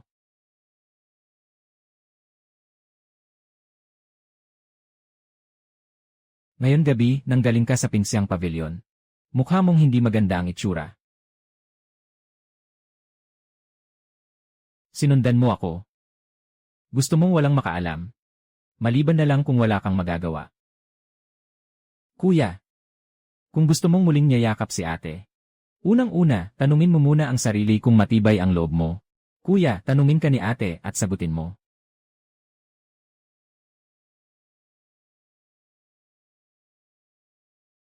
Talaga bang gusto mo Siksu Roxian? Gusto ko.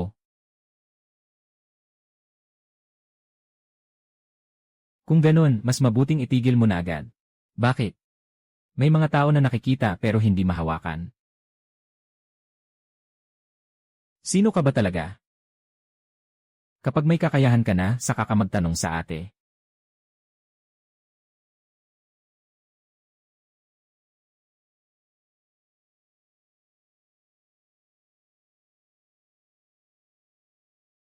Gising na, nawala na ang kaluluwa sa Pinhong Pavilion. Nawala ang inihaw kong pato. Bro, kahit sa panaginip ko, nakita kong umiti ang kortesan sa akin. Narinig kong tumaas ang inyong inspirasyon sa tula kamakailan. Ate, may bago akong tula. Na espesyal kong inawit para sa'yo.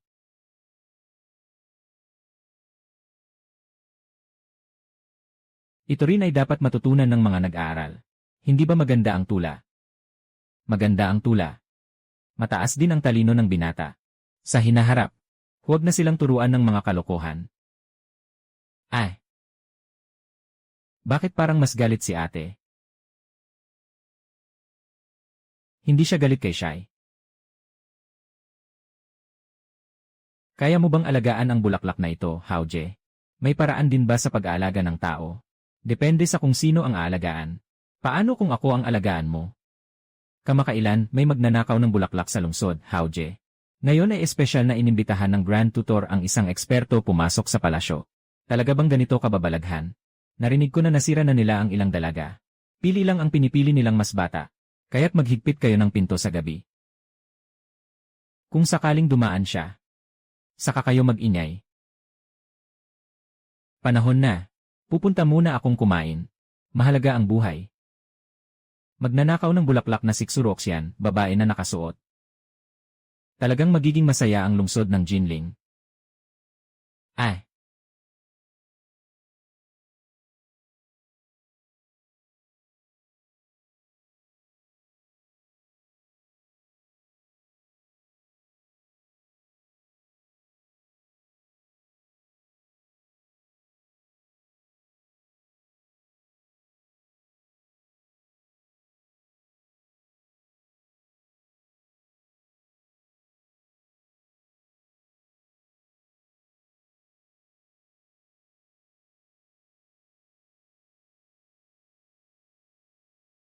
Ninakaw ako ng halik.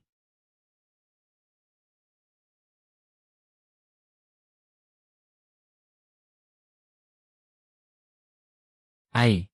Yin Xiaodi. Ilang araw na hindi nagkita, nag-level up ka na. Punong-puno ng saya. Baka may ginagawang masama sa likod. Hindi naman, salamat kay Kuya Hao. Noong huli, nang dumating si Wang Ye sa Lin Mansion, napansin ng Taishi na maganda ang aking performance. Kaya't itinaas niya ang aking posisyon. O Kuya Hao, nare-rekomenda ng mayordoma na sabihin sa'yo. Bukas ng maaga. Sasama ka kay Ate Kyuxiang sa labas ng bayan. Para makipagnegosyo ng isang malaking transaksyon. Bakit ako ang sasama sa kanya? Naalala pa niya yung nangyari sa gubat noong nakaraan. Napakataas ng kanyang kakayahan sa martial arts. Paano kung sakaling magalit siya at saktan ako sa daan? Alam ko ba? Sinabi ng dalagang mayaman na malayo ang biyahe. Na dapat kang magising ng maaga para hindi ka mahuli. Sige na, sige na. Kumuha ng pera ng tao. Para sa kapakanan ng iba. Hoy kayong dalawa. May kailangan akong asikasuhin ngayon. Sabi mo na lang na nasa banyo ako. Huwag kang mag-alala, Hao. Tinitiyak kong poprotektahan kita. Hi! Siguradong nag-inuman na naman si Hao. Hao, huwag kalimutang magdala ng masarap na pagkain para sa amin.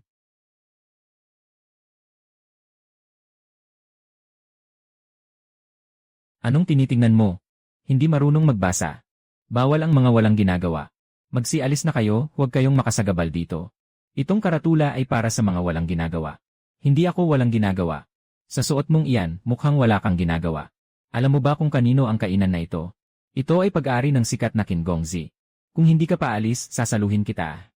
Kapatid Qin, finally nandito ka na. Kaka-mention ko lang sa'yo. Walang anuman. Maganda ang tingin mo. Galingan mo, pasok. Sa susunod, itataas ko ang sahod mo.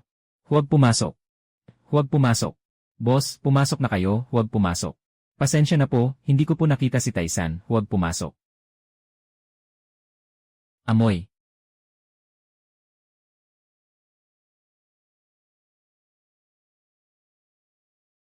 Namiss mo na ba si kuya? Namiss ko na. Haha. Pasensya na po, mga kaibigan. Hindi ba kayo naabala? Kuya. Talaga namang may magandang puso si Qin. Hahaha. Humahanga ako. Kapatid na Qin. Si Ginoong Lo ay espesyal na dumating. Para tingnan ang progreso ng renovation ng restaurant. Kapatid Qin. Walang laman ang ikatlong palapag. Ano ang balak mong gawin dito? Ang ikatlong palapag ay para sa mga pagtitipon ng tula. May dalawang paraan para makakyat. Kailangan mong gumastos. O kailangan mong maging talentado. Kailangan mong makabuo ng tugma sa mga ibinigay kong linya. Libreng laro. Oh. Gusto kong makita ang parirala ni Kuya Qin. Kung ano ang tunay na walang hanggang kasaysayan. Haha. Aalis na ako para maghanda ng tinta, papel, at inkstone. Tingnan ang Dakuang Tower, ang agos ng ilog. Sa ilalim ng Dakuang Tower, tingnan ang agos ng ilog. Ipinanganak ang Jiang Tower sa loob ng libu-libong taon. Ang Jiang ay umaagos sa loob ng libu-libong taon. Talagang may kahirapan ang pares na ito. Talagang kahanga-hanga ang pares na ginawa ng nakatatandang kapatid. Lahat ng pares na ginawa ko noon ay naunahan niya. At ang isang pares na ginawa niya ay nag-iwan sa akin ng walang magawa. Tingnan mo, sa kaliwa ay nakatatandang kapatid. Sa kanan ay nakatatandang kapatid. Mukhang lahat ng nasa isip mo ay ang anino ng kuya mo.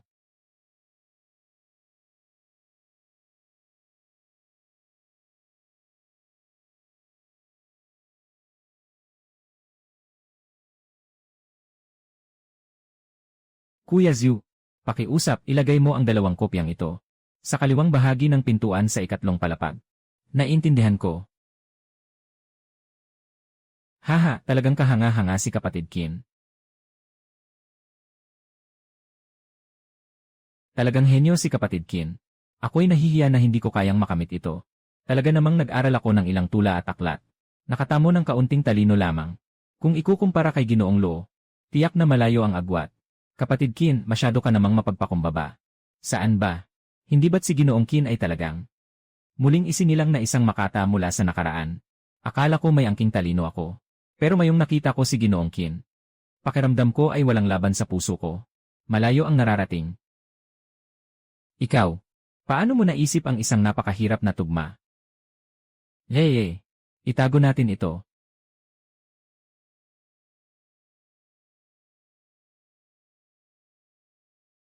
Kapatid, gitna ng gabi, umakyat sa pader papasok sa bahay ng Lin. Dahil sa kayamanan ng bahay ng Lin. Tingnan mo ang hitsura niya. Parang kakagulo lang sa loob ng bahay. Talagang matalas ang mata ng mga kuya. Dahil magkaisa tayo. Mas mabuti pang ikaw ang magdala. Mas masikip kapag magkakasama kayong apat. Mas mabuting maghiwalay. Kahit sino ay makakakain ng karne. Kapatid, hintayin mo akong makuha ito. Iiwanan ko sa iyo ang sabaw. Salamat sa iyo, maliit na kapatid. Nandyan lang sa loob. Pinakamalakas si Kyuxiang. Huwag kang masyadong magmadali.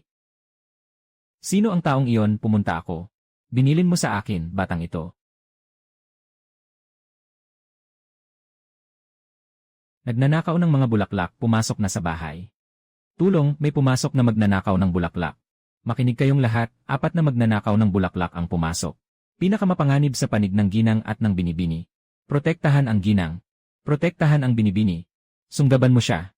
May gantimpala. Protektahan ang ginang. Protektahan ang dalaga.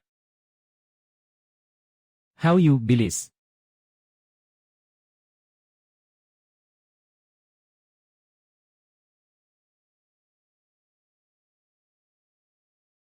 Tumakbo, dalaga. Qin how you. Kung gusto mong buhayin siya, pakainin mo lang siya. Magtangka kang saktan ang bunso ko. Hindi ka makakalabas ngayong gabi.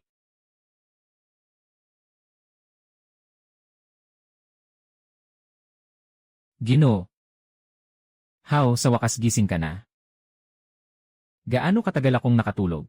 3 araw at 3 gabi. Ano ang nangyari pagkatapos nyon? Namatay ang halimaw sa bulaklak sa kamay ni Sugang.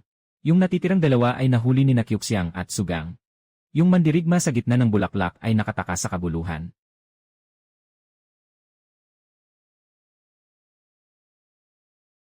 Ikaw, masamang tao, matibay ang buhay mo. Kakagising ko lang, ikaw na agad ang nag-curse sa akin. Sino bang nag-utos sa'yo na laging gumawa ng masama? Nagtanggol ako sa'yo mula sa isang saksak, masama na ba yon?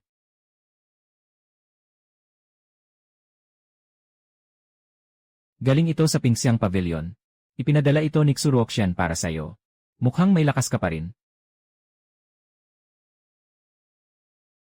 Ako at siya ay seryosong nag-uusap. Seryosong babae sa kabaret. Lahat ng post ay ipinadala na sa iyong kama.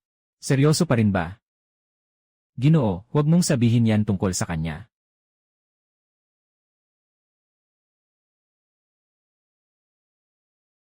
Bakit siya muling nagalit? Sino ang makakaalam? Nang hindi pa gumagaling ang sugat ng bunso, naisip na niya ang babae. Kung dumating ka pa ng 2 araw na huli, akala ko na ikaw ay tao sa panaginip. Hindi maliligtas ng tao sa panaginip ang buhay mo. Isang beses bang magbubuwis ng buhay para kay Linzion? Noong panahon, iniisip mo ba kung sulit o hindi? Kaya magpakatotoo ka pa sa ate mo, isang bagay pa. Ano ang unang sasabihin? Lumayo ka kay Xuruoxian ng kaunti. Muling ito ang linya. Ano ba talaga ang tinatago niya sa katawan niya? Huwag kang makialam, ang importante ay tandaan mong huwag siyang lapitan ng sobra. Para mas tumagal ka. Sige, hindi ako ang unang lalapit sa kanya. Paano kung siya ang unang lumapit sa'yo? Hindi iyon itinuturing na paglabag sa usapan. Narito na naman. Sip-sip. Ang pangit ng sulat. Hindi mahalaga ang sulat. Mahalaga ang nilalaman. Kaya't kinuha na ito ng mga ate. Gusto mo bang araw-araw akong magsulat para sa'yo? Tama, isa sa mga magnanakaw ang nakatakas. Ang taong iyon ay may matinding galit. Mag-inat ka. Kung hindi, manatili ka rito para maging bodyguard ko. Sana nga. Sa susunod na magkita, huwag mo nang hayaang ako ang mag-ayos ng katawan mo. Ayos lang, Kinhaoyu, maraming babae. Sa pag-aalaga ng bulaklak, hindi ka rin nagkulang. Busy nga, pero talagang nakaka-bored. Haha, ay. Anong magandang araw ngayon? Sister Fanwei, nagpunta sila dito para makita ako. Haoje, huwag mong ilagay sa sarili mong papuri. Pumupunta kami para manghuli ng bulaklak. Kahit ilang araw na hindi nakikita si Sister Kyuxiang, ganito pa rin ang sigla niya. Sino ang nakasakit sa'yo? Lumayo ka sa akin. Bakit biglang gusto ng dalaga na mamitas ng bulaklak? Saan namin alam yon? Inutusan lang kami na pumili ng pinakamaganda. Basta't hindi ito para sa'yo. Ate Kyuxiang, ikaw din ba ang mamimili? Mukhang talagang pinahahalagahan ka ng dalaga. Huwag kang magpaligoy-ligoy. Gusto ko lang sanang itanong kung okay na ang sugat mo mula sa huli. Saan ka nakatingin? Tanging pag-aalala lang, walang iba. Ngayon, ako na rin ang negosyo ko. Pareho lang tayo ng kalagayan. Gusto mong malaman kung anong gamot ang ginamit ko para gumaling? Wala kang pagkakataon dyan. Hahaha. Talagang matapang ang babaeng ito sa pagtama sa target.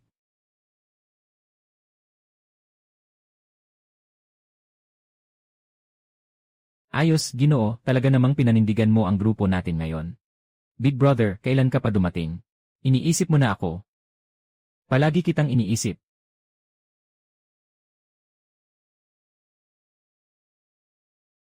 Hindi pa nagsisimula ang negosyo ni Qin, kuya. Naagaw mo na ang puso ng anak ko. Ginoo, binibigyan ko ng kasiyahan ang Poem Pavilion.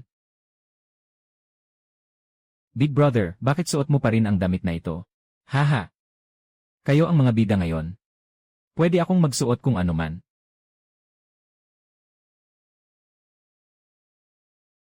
Ito ang ginawa ko para kay kuya. Pwede bang maganda ang suot mo ngayon? Ginawa mo ito ng isang piraso bawat tahi. Matagal ko nang gustong ibigay sa'yo. Ngayon lang ito nagamit. Bakit ka tumatakbo? Kung ikaw ang gumawa niyan, ikaw na ang magbihis para sa akin. Ang kuya ang ganda-ganda niya. Siyang, maghintay ka matapos ang araw na ito. May sasabihin ako sa'yo ng dahan-dahan. Hintayin kita.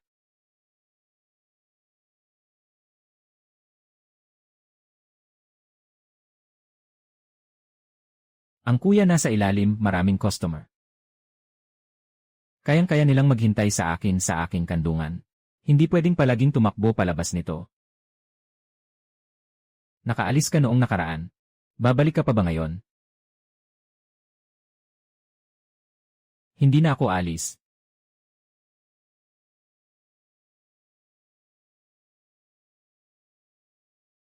Nasaan ang may-ari? Talagang hindi na pwedeng magtagal. Sige, magtala muna tayo. Narito na si Enye. Suruok siya ng Pingxiang Pavilion. May regalo tayong plaka. Miss Tsu, salamat sa iyong pagbisita. Ang maliit kong lugar ay sumisikat dahil sa iyo. Nagsimula na si Ginoong Qin. Paano hindi darating si Xian? Umaasa lang ako na hindi ito labag sa asal. Hindi ito masama.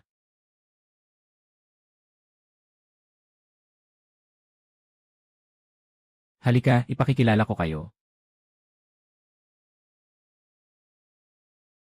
Ate Xu, ang ganda mo talaga. Maganda rin ang nakababatang kapatid na babae. Hindi nakapagtataka na hindi maalis ni Ginoong Qin ang kanyang tingin. Narito na ang ikalawang dalaga ng pamilya Luo, si Luo Binyan. Binabati kita, Ginoong Qin. Ikalawang dalaga ng Luo. Sa wakas ay nagpakilala ka na. Akala ko ay may isang dalaga na lihim na may pagtingin sa akin. Nagsadya pa upang magbigay ng pleke. Huwag kang masyadong magyabang. Huwag mo siyang pansinin, Lu Meimei. Siang Jay, nandito ako para suportahan ang may-ari ng tindahan. Narito si Master Lu Haoshan. Narito ang isang plake bilang regalo. Ginoong Lu, ang pangalan mo ay masyadong nakakatakot. Halos magulat ang puso ko sa takot. Haha, pero pangalan lang ito na lumana. Ngayon, ako ay narito para magbigay ng kulay sa iyong pagbubukas. Kung nakita na niksiyan si Ginoong Lu, ngayon ay para sa mga kabataan. Huwag kayong masyadong magpigil sa pulang tela na ito. Pakiusap, hayaan si Ginoong Luo Binyan, ang batang talento mula sa Jinling, na magbukas nito para sa akin. Ang tula at pagkakaibigan ay nag-ugat sa magandang pangalan. Hindi lang ito basta pagbubukas. Isang bagong yugto ng tula. Dito, hindi lang kayo makakapanood at makapagpuna ng tula, kundi makakapagkaibigan din. Maaari rin kayong makapag-ukit ng pangalan at umupo ng matagal. Magkikita tayo buwan-buwan. Mukhang si Ginoong Qin ang nag-isip ng ideyang ito. Ginagawa ko rin ito para sa inyong kaginhawaan. At para kumita ng kaunting pera. Sadyang gusto mo lang kumita. Sinasabi pa na napakamahigpit at may puso. Hindi ba masyadong pangkaraniwan ang ganito, Kuya Qin? Gaano karaming pilak ang kailangan para magdaos ng isang pagtitipon ng tula? Kahit papaano, abot ito ng ilang libong tile. Kaya't gusto ko sanang magkaroon ng lugar ang lahat para magtipon. May lugar para sa mga tula. May lugar para sa kasikatan. Kakaunti lang ang sisingilin na bayad sa pinto. Hindi ba't ito ay isang magandang bagay? Katatapos lang magbukas ng ating gusali. Nag-imbita tayo ng 2 batang babae. Para magdagdag ng kasiyahan sa ating gusali.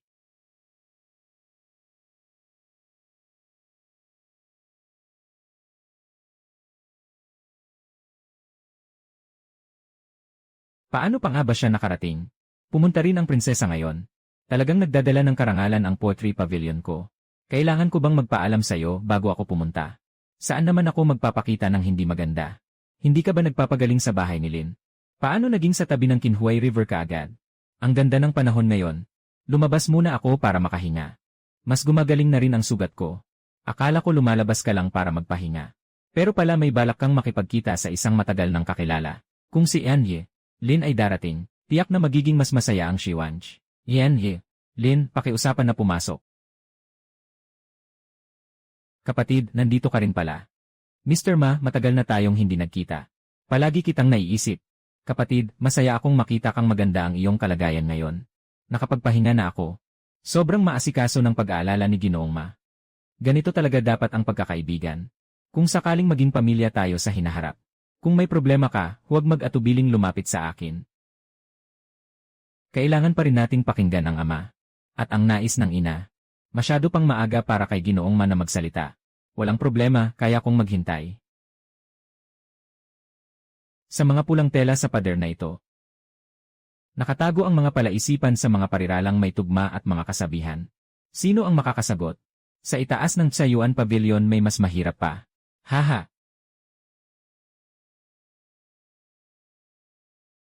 Ngayon, narito si Lolo Lo. Pinakamataas ang antas. Mas maganda kung hihilingin natin si Lolo Lo na magbigay ng tanong. Paano na lang kami mga nakababatang henerasyon? Sino ba talaga ang anak ni Manasik Siangsiang? Kapatid, hindi mo siya kilala. Bakit parang tinitingnan mo siya na parang tanga? Siya ang anak ni Mayun Kuan, ang gobernador ng Jiangsu. Ang pangalan niya ay Ma Wanqiang. Ah, kaya pala. Akala ko naglalakad lang siya na walang dala. Isang lalagyan ng dahlia na may 4 na bulaklak. Apricot, peras, at plum. Ikaw. Mukhang may sagot na ang kapatid na ito. Dahil nauna na ang kapatid na ito. Ano ang iyong pangalan? Hindi ako karapat-dapat sa pangalan. Isa lamang akong maliit na tao sa Linmanor. Hindi ko akalain na may isang katulong sa Lin na magtatangkang humarap sa ganitong sitwasyon, na hindi kayang talunin ang anak ng gobernador na likas na mataas ang katayuan. Dahil nandito ka na. Magsalita ka. Maglakas loob akong magsabi ng isang bagay. Isang scroll na may nakasulat na plum, orchid, bamboo, at chrysanthemum. Swerte naman. Hahaha, ang kabutihan mo ay kasing lalim ng dagat. Alam mo rin yang linya. Wala akong kakayahan yan. Kakatagpo lang talaga yon. Subukan ng bunso ng ama. Ang katapatan ay kasing bigat ng bundok. Mabuti at maayos. Matagal ko nang narinig ang pangalan ni Yanji. Luo, ngayon, tunay na hindi ito isang alamat. Sobra naman ang papuri, Ginoong Ma. Dapat maging patas sa paghusga. Hindi mapagmataas o mapagpakumbaba. Kung maari, hayaan akong magsabi ng isa pang bagay. Ang puso ay dapat manatiling tapat. Walang pagkiling o bias. Matagal nang narinig ang talino ni Yanji. Su, ngayon ay sa wakas ay nakita ko na. Sobra naman ang papuri ni Ginoong Luo. Magpatuloy kayo, mga kabataan. Uwi na ako. Pagsalubong kay Ginoong Luo. Dahil sa araw na ito ay nagtipon ang mga henyo at magaganda. Bakit hindi tayo magdaos ng isa pang salu-salo? Tugma ng tula at pahayag. Kanina, ang kapatid na Kin ay talagang sikat. Gusto kong makipagpalitan ng ideya sa kanya. Walang anuman, kuya. Kung gusto niyang maglaro, sasamahan ko siya, pinuri ni Magongzi. Sige, magpalitan tayo ng ilang linya. 1, 2, 3, 4, 5, 6, 7. Paggalang sa magulang, pagtutulungan, katapatan, paggalang, kabutihan, katwiran, katapatan, at integridad. Ang anak ni Duke Kin ay sobrang bilis ngayon. Bukas muling magtatagpo sa Tagsibol. Ang sama ng hangin. Buong taon ay malas. Kakaunti ang naiwang yaman. Nakangiti sa nakaraan, nakangiti sa kasalukuyan. Nakangiti sa silangan, nakangiti sa kanluran. Tawa sa silangan, tawa sa kanluran. Tawa ng tawa. Tawa sa sarili na walang alam. Pagmasdan ang mundo, pagmasdan ang bagay. Pagmasdan ang langit, pagmasdan ang lupa. Pagmasdan ang araw, pagmasdan ang buwan. Pagmasdan sa itaas, pagmasdan sa ibaba. Sa pagtingin sa iba, laging may mataas at mababa. Ama at anak na magkajuin. Mag-amang parehong juwan.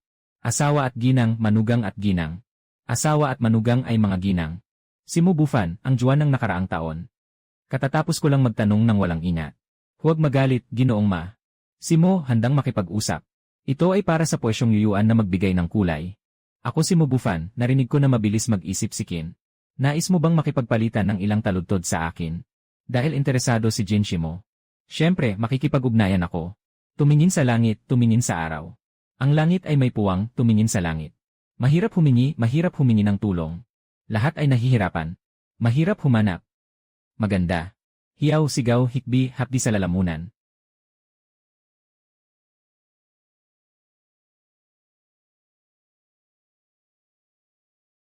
Nakuha na.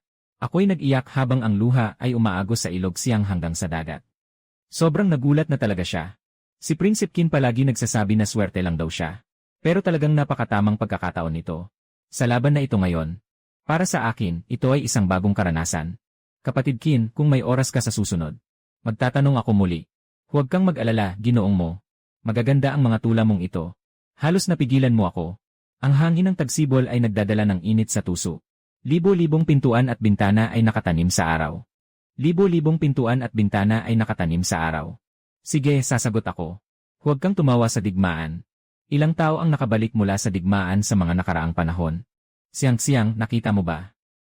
Ano ito, hindi ito tao. Ito ay isang hanay ng mga pilak na papasok. Ate, mukhang masaya ka ngayon. Parang mas masaya ka pa kaysa sa makita ang isang dalaga. Bola, pareho lang ang halaga ng dalaga at pilak sa akin. Pahalagahan. Pahalagahan talaga. Pahalagahan. Ate, siyang-siyang. Hindi ba't hindi ako dumating sa tamang oras? Ayos yan, ate. Sumasama ka rin sa pagtawa. Ako lang ay masaya para sa'yo. Katatapos lang magbukas ang Poetry Pavilion. At ikaw, bilang may-ari, ay abala na parang propesyonal. Ngayon, si Ginoo Qin ay tunay na nakakaaliw. Kadalasan, ganito lang. Nakapag-post na ako sa'yo ilang beses. Hindi ka man lang dumating kahit once. Ngayon lang kita nakita, kailangan pang buksan ang Poetry Pavilion. Totoong abala ako nitong mga nakaraang araw. Pagkatapos nitong abala, ako mismo ang pupunta para mag-sorry. Sige, hintayin ko. Totoo ngang mangyayari. Ngayon na ito. Tayo sa Shiwenj. Ay parang nakatayo na sa Jinling. Nakatayo na. Ito pa lang ang unang araw. Marami pang darating na trabaho. Nakakagulat si Xiangxiang. Saan na napunta ang tao?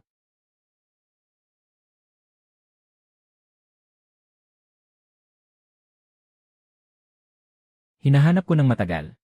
Nandito ka pala nagtatago. Kuya, paano ka nakapasok dito? Nangako ka sa akin. Hinding-hindi ka na magtatago sa akin. Bakit mag-isa ka dito? Naghihintay ako sa'yo. Tinitigan ako ni Xiangxiang. Hinahalikan ako ni Kuya.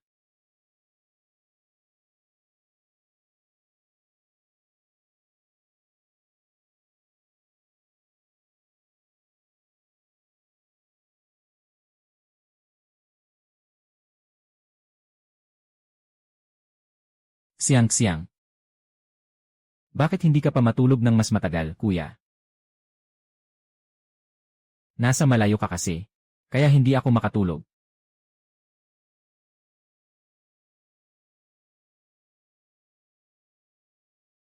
Kuya.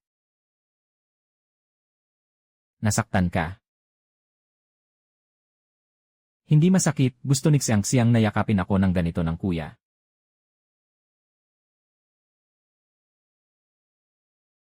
Mula ngayon, palagi kitang yayakapin.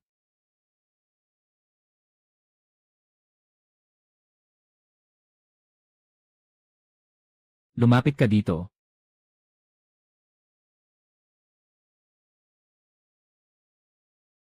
Bumati ang manugang sa aking biyenan. Ibinigay na sa'yo. Kailangan mo siyang bigyan ng paliwanag. Hindi dapat ipagpaliban ang usaping ito. Huwag mag-alala, biyenan. Hindi ako tao na nagmamadali para sa kasiyahan. Hintayin mong matapos ko ang mga bagay sa Lin Mansion. Siguradong mag-aasawa ako ng maganda. Hindi basta-basta may iwan ang kasunduan sa Lin Mansion. Ano ang gagamitin mo para mag-asawa? May plano na ako sa isip ko. Hayaan mo silang isipin na nandyan pa ako sa loob. Hintayin ang tamang pagkakataon. Ako mismo ang pumunit ng daan.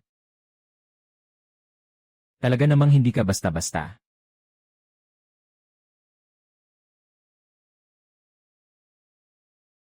Napaka-interesante ng lugar na ito. Sa hinaharap sa Jinling, magsusulat ng tula at makikilala. Mukhang hindi na maiiwasan ang lugar na ito. Kuya, kailangan mo nang bumalik sa Lin Mansion. Kung hindi ka pa babalik, talagang magkakaproblema ka sa dalagang iyon. Sa ginawa mong ito, ayaw ko talagang umalis. Kailangan mo pa ring umuwi. Hintayin mong matapos bago bumalik. Lanan. Magandang pakinggan, boss.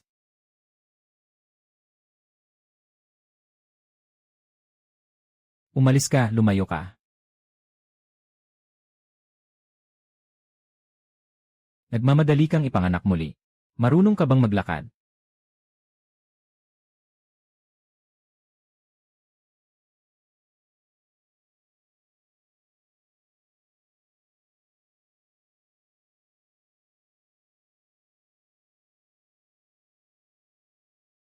Tapos na.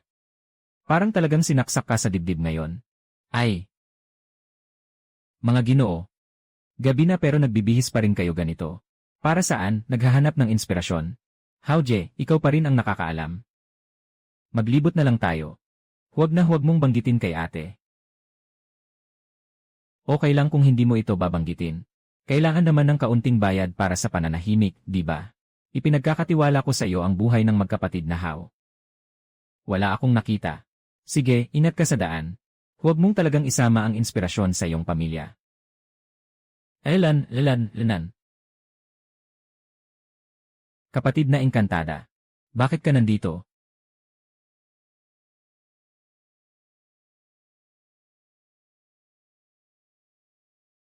Sino ang iyong engkantadang kapatid?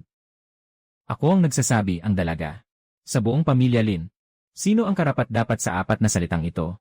Ikaw lang ang pwedeng maging sino pa. Huwag kang masyadong maingay. Kung hindi ka isang diwata, kailangan pang bumaba ng mga diwata mula sa langit para tawagin kang ate. Ngayon, sabihin mo sa akin kung bakit hindi ka bumalik sa Lin Mansion kagabi. Hindi ko ba nasabi na? Kakaumpisa lang ng Shiwan Pavilion. Sobrang dami ng trabaho kaya hindi na ako nakauwi ng gabi. Nakatayo ang dalaga sa harap ng pinto ko sa gitna ng gabi. Para lang alamin ito. Huwag kang lumihis sa usapan. Hindi ka nagtrabaho ng 2 araw nang walang dahilan. Maaari kong bawasan ang iyong sahod. Huwag naman, Ginoo. Napakalaking bagay nito. Lahat ay pwedeng pag-usapan. Tama na ang pagbabawas ng sahod, nakakasira ito ng relasyon. Kaya't sabihin mo na ang totoo. Ano ang relasyon ng siyang-siyang ng Shiwanj sa'yo? Miss, sinusuri mo ba ang aking mga personal na account? O sinusuri mo ang aking mga pribadong bagay? Gusto ko lang malaman. Kung ikaw ba ang taong nagbigay ng ideya sa likod ng Shiwanj? Hindi. Talagang hindi. Tiyak na hindi. Sige, tanungin kita ulit. Ano sa tingin mo tungkol kay Ma Wanchang? Maganda ang pinagmulan ng anak ng gobernador. Mukha namang maayos. Pero kung talagang pipili ng asawa, hindi ako kampante. Sino bang nagsabing gusto kong magpakasal sa kanya? Hindi ba't nandyan ka na sa Shiwan Pavilion kanina? Wala kang alam.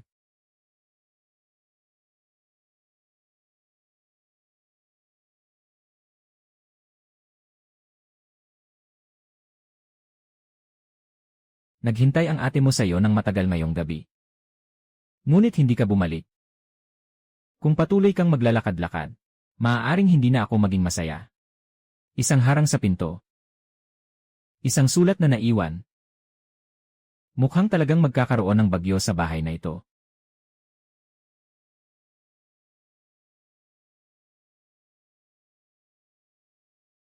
Makinig ka sa akin. Umalis ka sa Lin Mansion agad. May mga tao sa Lin Mansion na magdudulot ng malaking problema. Sino? Dapat malaman mo. Malalaman mo rin naman.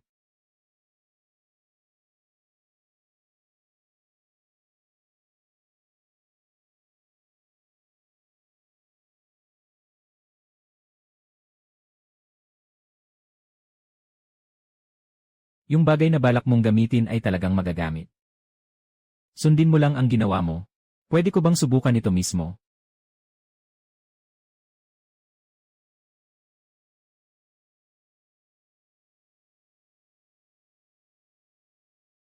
Ang kulang lang talaga dito ay ang lakas na ito. Anong gagawin mo dito? Hindi ka ba talaga lalabas ng gitna ng gabi para manakit? Sa puso ng prinsesa, ganito lang ang kaya kong ipakita. Mas mahirap hulaan ka kaysa sa karaniwang masama. Sa pagkakataong ito, hindi ka na naman ba nagtatanong kay Ma Wanchang? Siya nga. Pero hindi ito tungkol sa kasal ko. Ito ay tungkol sa negosyo ng Lin. Gusto ni Ma Wanchang na ayusin ang merkado ng tela. Magbuo ng isang asosasyon kasama ang ilang mga tindahan. May suporta ang pamilya mamula sa gobernador.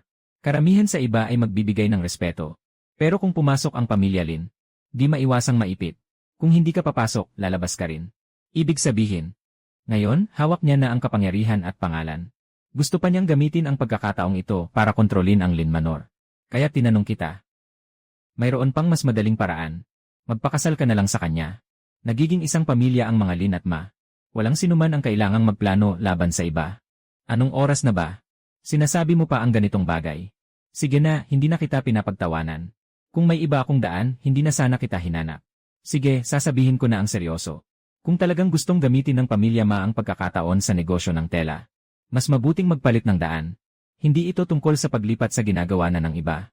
Ang pagpapalit ng daan ay tungkol sa paggawa ng mga bagay na wala pang gumagastos sa merkado. Mga bagong bagay na nais ding bilhin ng mga mayayaman. Halimbawa, bigyan mo ako ng kaunting oras. Iisipin ko ng mabuti ang mga bagay bago ko ipakita sa iyo ang kayamanan. CJ. Naghihintay ako sa iyo. Lanan. At how? 8. Ano ang dala mo? Sino ang nagbigay, ipakita mo?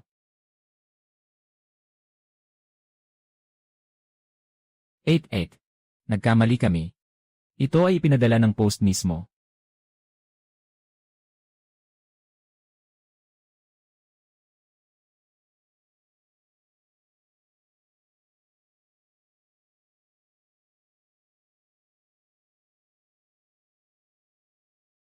Paano tayo dumaan dito ngayon? Nanginginig ang batok ko.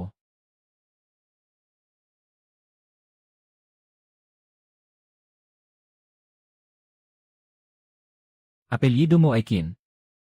Kilala mo pa ba ako? Manggagawa ng espada sa mga bulaklak.